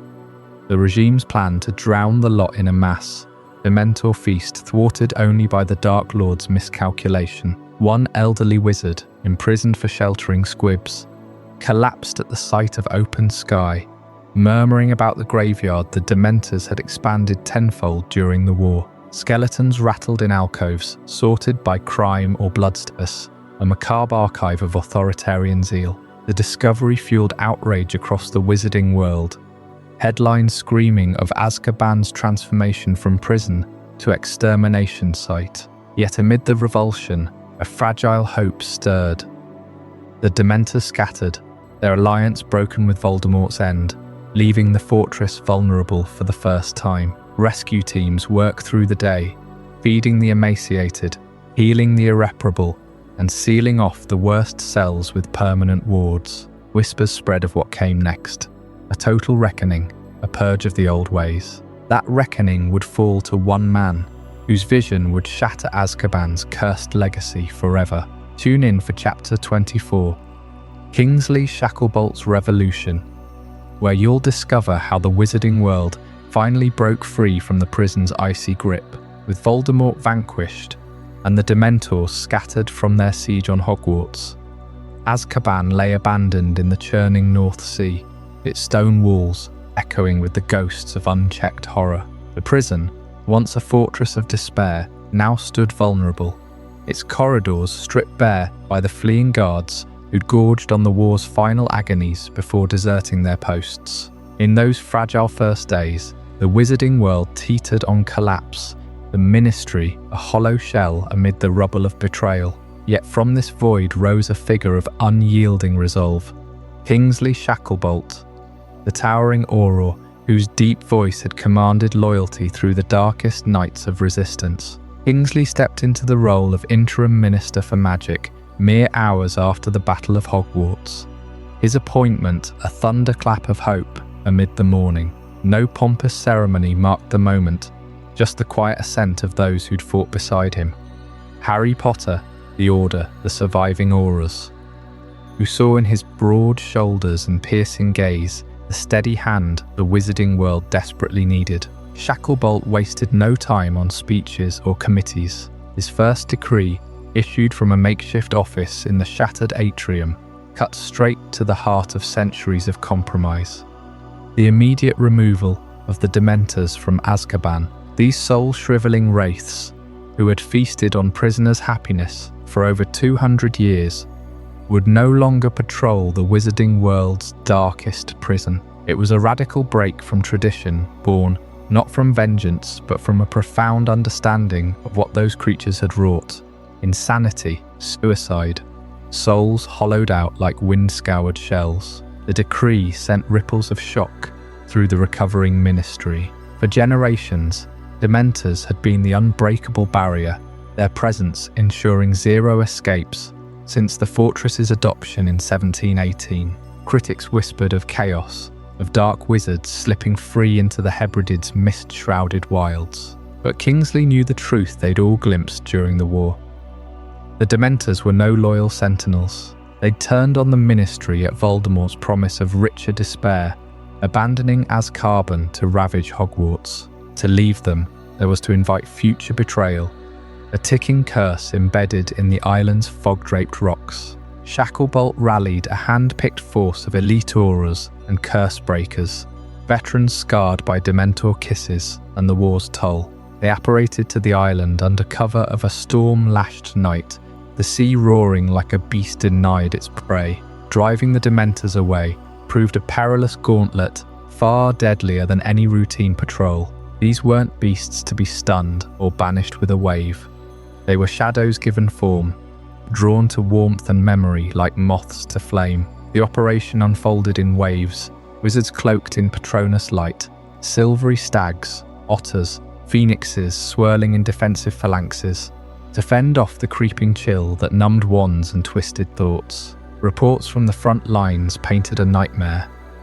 Fog so thick it choked spells, the air thick with the rattling breaths of hundreds converging on the intruders. One Auror, a young specialist named Hestia Jones, recounted how her Patronus faltered midcast, the Dementors' hoods blooming like ink in water, forcing her comrades to drag her back as icy fingers clawed at her mind's edges. Explosive hexes lit the night, carving paths through the horde, while teams of enchanters erected temporary wards. Blazing runes etched into the prison's outer battlements to herd the creatures seaward. The danger peaked at the island's jagged cliffs, where the Dementors massed in a writhing eclipse, their numbers swollen from wartime recruits. Shacklebolt himself led the final push, his stag Patronus a colossal blaze thundering across the battlements, scattering the front ranks into the void. Thunderous waves crashed below, swallowing dozens as they plummeted, but others wheeled away into the storm, banished not destroyed, their essence too ancient to go into the world's shadowed corners. By dawn the island exhaled, the perpetual frost lifting like a curse reversed. Casualties mounted to a dozen wounded, 2 lost to the depths, but the Dementors were gone, driven into the mainland's forgotten wilds and Europe's misty fringes, where they'd lurk as a grim reminder rather than a captive menace. In the operation's wake, Shacklebolt faced a crossroads that had haunted ministers since Damocal's rule's era. Tear down Azkaban, the fortress resisted, its dark-infused stones shrugging off demolition charms as they had for centuries. Ekrizdis' malice lingering in every crack. Relocate the prison, costly, exposed, a betrayal of the isolation that had shielded the wizarding world post-statute of secrecy. No, he decided to keep Azkaban as a prison, but to change its fundamental nature. From a soul-crushing abyss to a secure bastion of true justice, the graveyard would be cleared, cells warded with humane enchantments, oversight restored under a reformed Wizengamot. No more feeding despair to monsters. Instead, a system rooted in accountability, where even the worst offenders retained a spark of their humanity. This revolution reshaped not just stone and sea, but the wizarding soul itself. Azkaban endured, its history of torture and authoritarian excess now a cautionary echo, purged of the Dementors' stain. Shacklebolt's gamble paid off.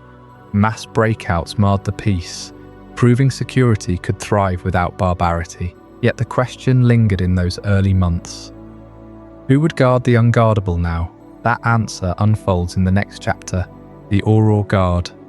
We'll discover how a rotating force of wizards turned the impossible into unbreakable vigilance. With the Dementors finally driven into the shadows, Azkaban's barren cells echoed with an unfamiliar silence, the air thick with salt spray but free, at last, of that soul-chilling fog. Kingsley Shacklebolt knew the fortress couldn't stand unguarded. Not with its history of breakouts and the ghosts of escaped Death Eaters still haunting Ministry nightmares. He moved swiftly, his first major reform after the Dementors' expulsion, calling for a complete overhaul of the guard system itself. The transition from those ghoul-like creatures to a rotating staff of elite auras as prison guards marked the dawn of a new era, one built on human vigilance rather than supernatural dread. These weren't ordinary wizards pulled from desk jobs. Kingsley handpicked the finest from the Auror office, battle-hardened veterans of the war, like those who'd stormed the Ministry or held the line at Hogwarts. They underwent specialized training on the mainland first. Weeks of drills in containment spells, anti-apparition wards, and endurance exercises tailored to the North Sea's relentless gales. Only then were they shipped out, in shifts of 3 months each, to prevent burnout from the island's isolation. Picture the first team arriving by enchanted boat under a slate-grey sky, their cloaks whipping in the wind as they stepped onto the jagged rocks. No more Dementors gliding through the walls. Instead, these auras established a perimeter of glowing blue runes, pulsing like heartbeats along the battlements. They rotated in cohorts of 50, overlapping arrivals to ensure seamless handovers, with owl posts flying daily to London for intelligence updates. Senior officers, often led by figures like the indomitable Proudfoot or Gawain Robards himself in the early days, oversaw operations from a fortified command tower that Kingsley ordered rebuilt atop Ekrizdis' original structure. This new system focused on containment without the use of psychological torture, a deliberate shift from centuries of despair-fueled incarceration. Gone were the Dementors' Apicenna-sucking presence. In their place, strict protocols emphasized physical security and minimal interaction. Prisoners received standard rations, gruel, bread, water, delivered through automated slots reinforced by unbreakable charms. Cells, once dank pits of misery, were fitted with basic lighting charms to ward off total darkness, and warming spells kept the chill at bay without comfort. Auras patrolled in pairs, wands at the ready, but their orders were clear.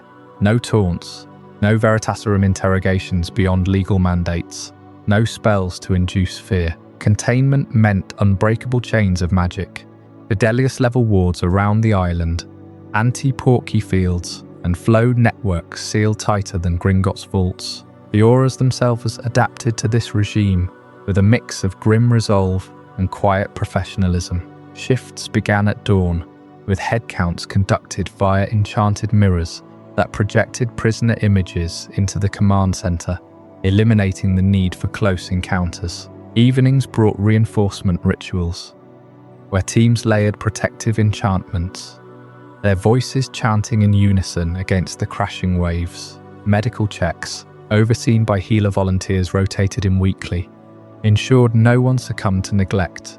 Patronus charms, once forbidden inside the walls, now lit the halls during patrols to banish any lingering Dementor echoes. It was containment distilled to its essence: watch, ward, withstand, and the results spoke louder than any Ministry press release. Post-1998, Azkaban saw a dramatic decrease in prisoner mortality and insanity rates.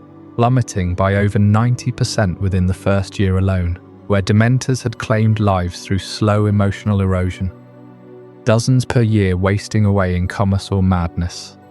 The Auror Guard's watch recorded just a handful of natural deaths, mostly from pre-existing war wounds. Insanity cases, once epidemic, dropped to near zero.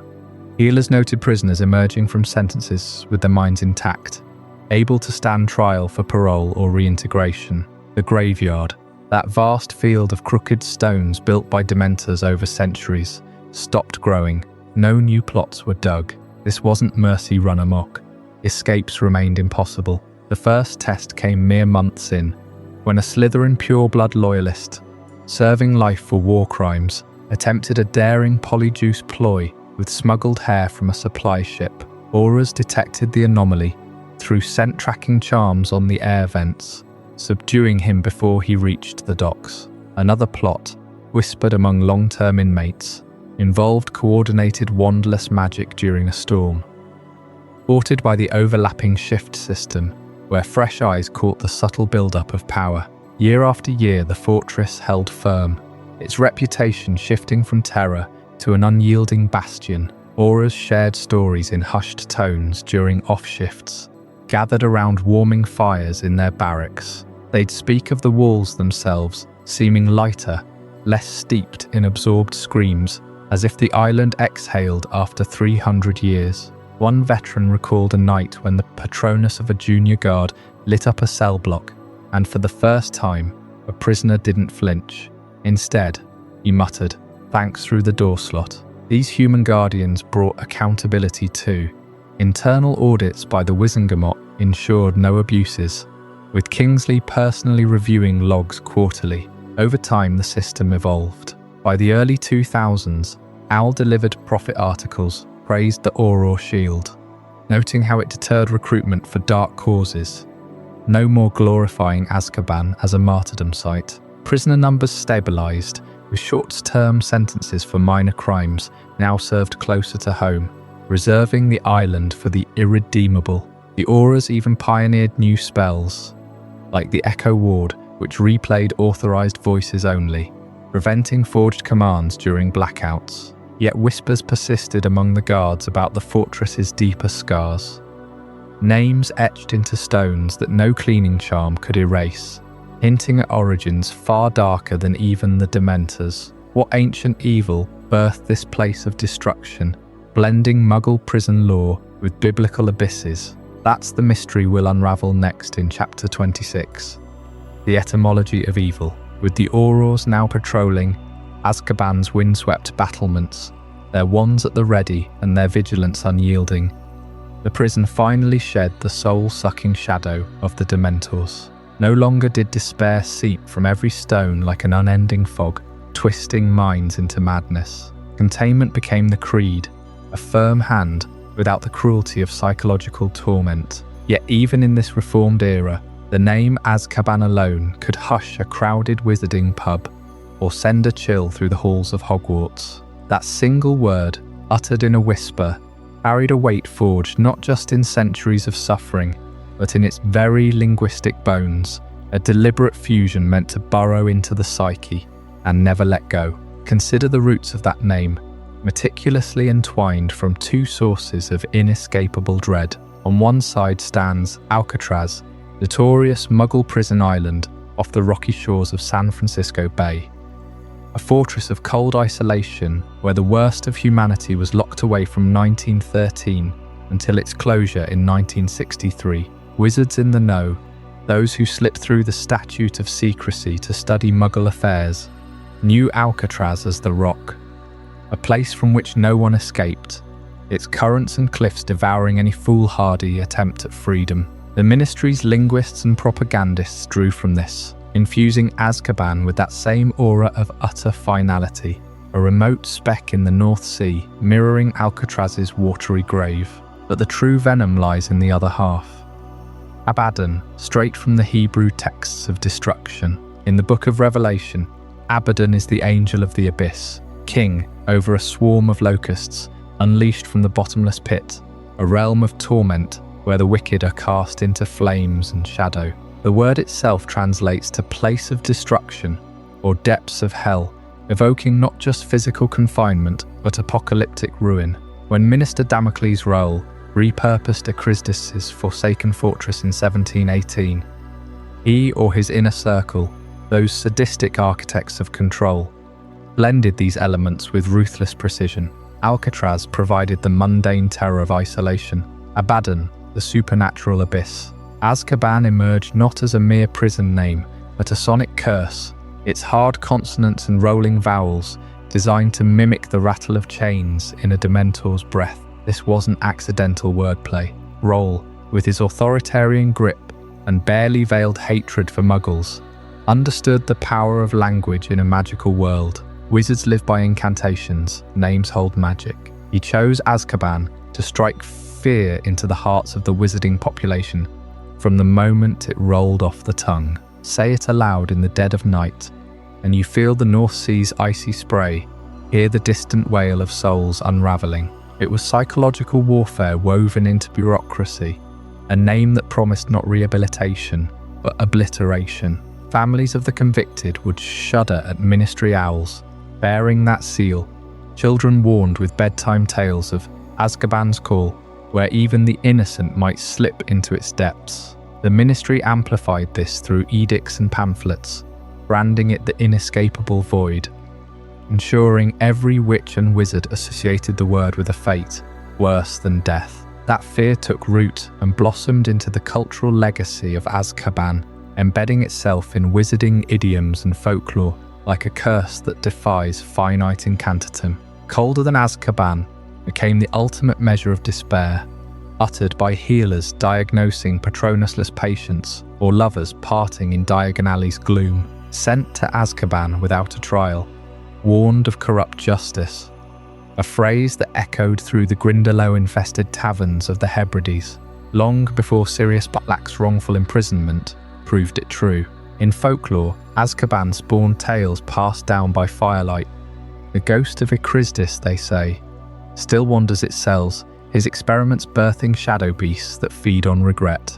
Fishermen in the North Sea swear by charms against Azkaban's whisper, a fog that lures ships to the island, dooming crews to Dementor feasts. Even post-reform, bards in Hogsmeade compose ballads of the Azkaban chill, a metaphorical frost that settles on the soul after betrayal or loss. Wizards debated its etymology in hushed academic circles at the Ministry's Department of Magical Law Enforcement, poring over ancient scrolls to confirm the Alcatraz-Abaddon hybrid. Some traced whispers back to Ekrizdis himself, suggesting he named his torture lair after Abaddon's abyss, only for Raoul to Mugglify it with Alcatraz's infamy for broader terror. Whatever the exact alchemy, the result was genius in its malice, a name that outlived the Dementors, persisting in wizarding lexicon as shorthand for ultimate punishment. You'd find it scratched into Hogwarts desks by rebellious students, invoked in Wizengamot debates to silence dissent, even in Quidditch commentary when a seeker plummets. He's hit an Azkaban dive. Its legacy endures because it taps primal fears, isolation, damnation, the unknown horrors bubbling beneath the waves. Through generations, this linguistic spectre shaped wizarding society. During the First Wizarding War, Death Eaters taunted Aurors with Azkaban awaits, turning the name into a weapon of intimidation. Post-Voldemort, even Kingsley Shacklebolt's reforms couldn't erase it. His decrees spoke of reclaiming Azkaban from its cursed nomenclature, yet the word clung like seaweed to a rudder. In everyday speech, it flavoured proverbs. Better a bludger to the head than an Azkaban sentence. Folklore evolved too.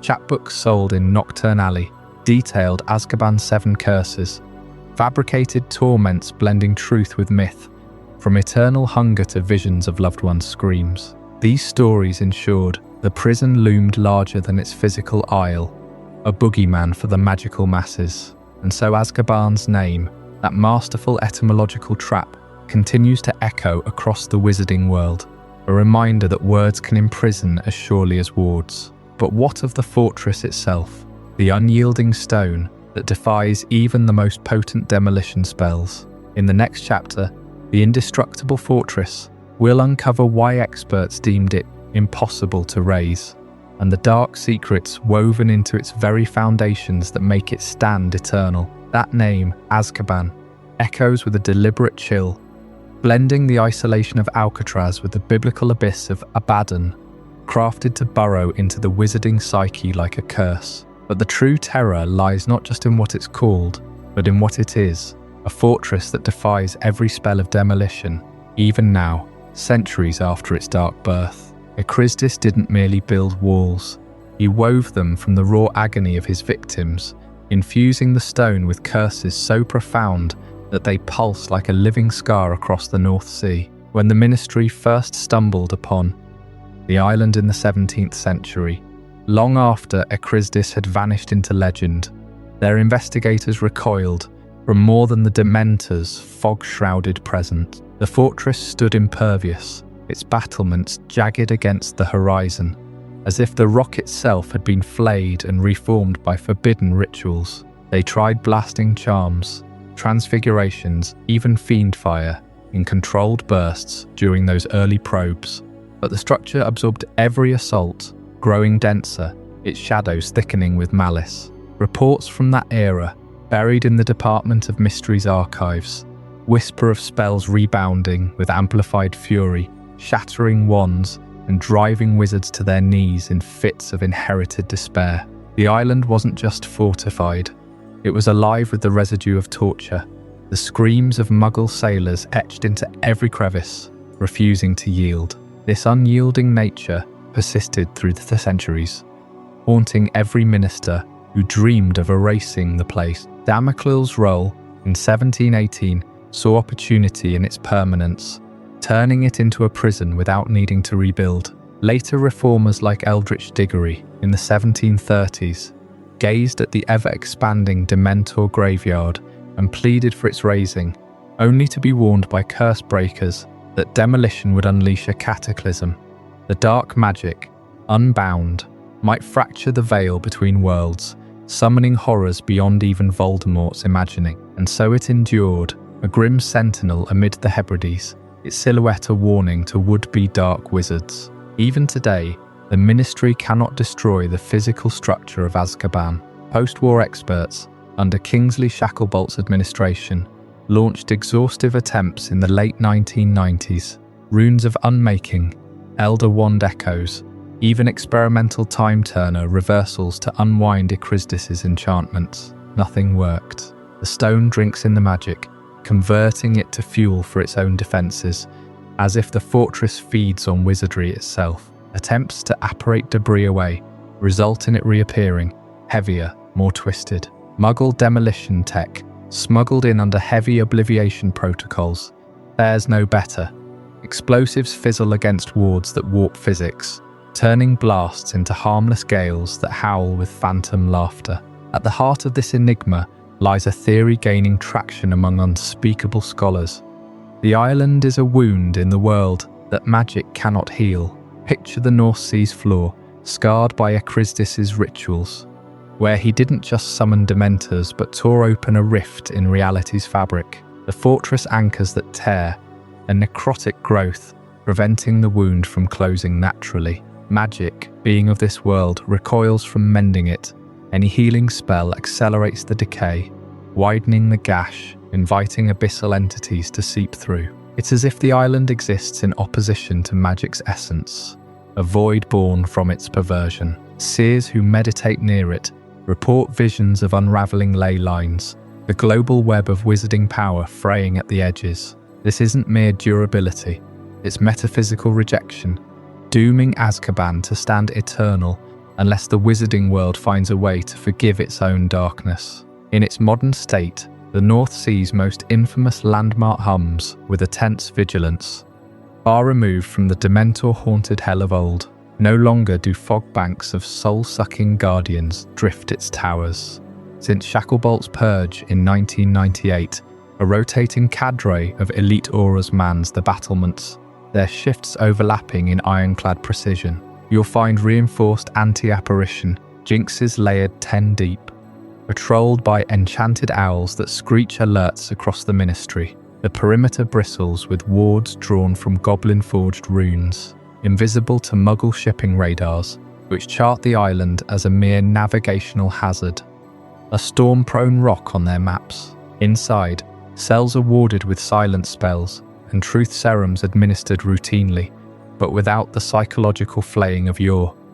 Prisoners endure isolation, yes, but with monitored sustenance and meaty wizard check-ins, a far cry from the mass graves of centuries past. Current security measures blend cutting-edge ministry tech with ancient precautions. Holographic Fidelius charms shift the island's apparent location by leagues, fooling even skilled navigators. Dragon-scale barriers encircle the base, patrolled by paired hippogriffs trained for loyalty. Escapes, none since the Dementors fled. The structure's own curses now serve the light side, repelling dark magic intrusions with reflexive violence. Death Eater probes in the early 2000s met with stone tendrils that dragged them screaming into the depths. Yet for all this fortification, the fortress looms as a reluctant relic, its presence a daily debate in Wizengamot sessions. Preserve as a monument to past sins, or risk the wound's expansion in pursuit of oblivion. As we stand on this precipice, gazing at a prison that magic itself cannot erase, it forces us to confront deeper questions about the ethics woven into our spells. What happens when the very fabric of wizardry draws lines it refuses to cross? We'll delve into that quandary in Chapter 28. The moral compass of magic, that unhealable wound in the fabric of the world.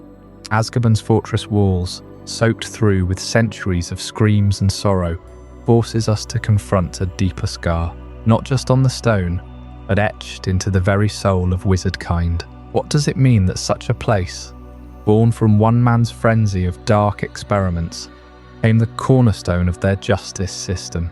Ekrizdis didn't build Azkaban to cage criminals. He raised it in the 15th century as his private labyrinth of agony, luring Muggle sailors to the North Sea's jagged rocks, then dragging them inside for rituals that twisted flesh and fed the Dementors already lurking on that forsaken isle. Concealment charms veiled it all, until his death in the 17th century let the horrors spill into view. Ministry investigators stepped onto those shores and recoiled, their reports sealed away because words failed the carnage they found.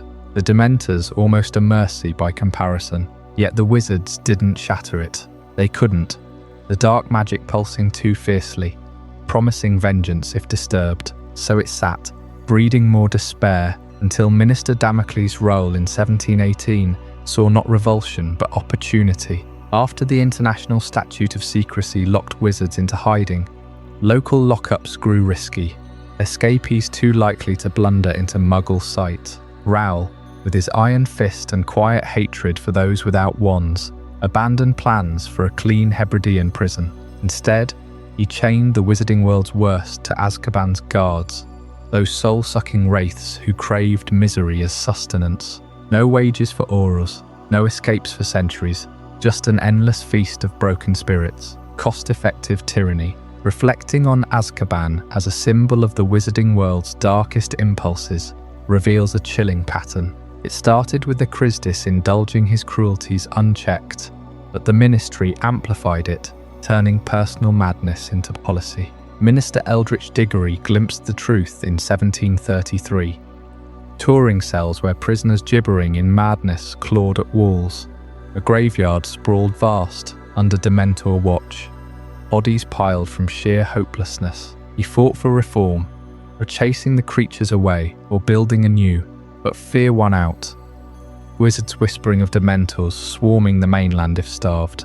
Better the innocent rot in the shadows than risk the storm. You can almost feel the chill seeping through those decisions. The way the sea wind carries faint echoes of laughter, long drained away. Generation after generation, complaints mounted. Tales of Sirius Black's wrongful 12 years there. The Lestranges emerging hollow-eyed shells. Mass breakouts in 1996, when Voldemort lured the Dementors with promises of richer despair. Through 2 wars, Azkaban held firm. 0 breaches under its ghoul shift, while men like Barty Crouch Jr.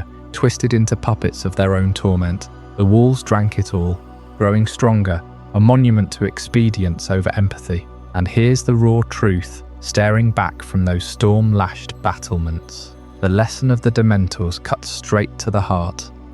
What happens when a society trades its soul for security? Wizards prize their secrecy above all, boast secrecy statute, willing to outsource punishment to creatures that stripped away joy, identity, hope itself. It worked for a while, no one fleeing those shores, until Black's animagus cunning pierced the veil. But the cost hollowed the world inside.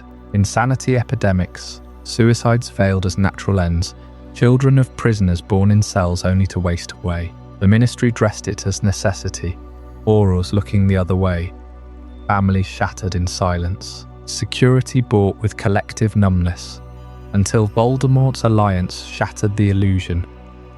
Dementors turning on their feeders during the Second War, feasting unchecked on innocents crammed into Azkaban's bowels after the ministry fell. Kingsley Shacklebolt's purge in 1998 marked the turning point. Dementors banished amid risky operations that sent ripples through Wizarding Britain. Aurors now rotate guard, wands at ready, conditions humanized at last. No breakouts since, the fortress still standing but stripped of its spectral jailers. Shacklebolt understood what Rowle ignored, that magic's moral compass doesn't bend forever without snapping. Redemption flickered possible, a society reclaiming what it pawned.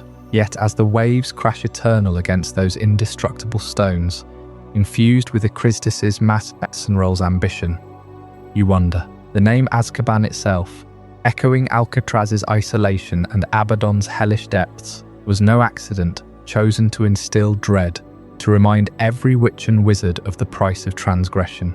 Post-war audits revealed layers of abuse buried deep, records half-burned, suggesting shadows lingered even after the Dementors fled. Final thoughts on whether the untold history of Azkaban is truly over, or merely sleeping, settle uneasily. The Auror patrols hold the line, reforms endure under Shacklebolt's legacy, but that wound festers. Dark wizards still fill the cells, temptations whisper of quick fixes in turbulent times. If another Rowle rises or fear eclipses mercy again, those impulses could stir. Azkaban endures not just as stone, but as a mirror, reflecting Wizardkeen's fragility. Magic's power dazzles, but its compass wavers without vigilant hearts. The history sleeps perhaps, waiting for the next gale to awaken it. Thank you for joining me through this shadowed chronicle. If Azkaban's tale has lulled you toward rest tonight, drop in the comments how many nights you've drifted off with us. Rest well, knowing even in darkness, light finds a way. What did you think of this journey? I'd love to hear your thoughts in the comments below. If this changed your perspective or taught you something new, consider subscribing for more mind-expanding content. And if you know someone who would find this as fascinating as you did, share it with them. These are the kind of conversations that matter.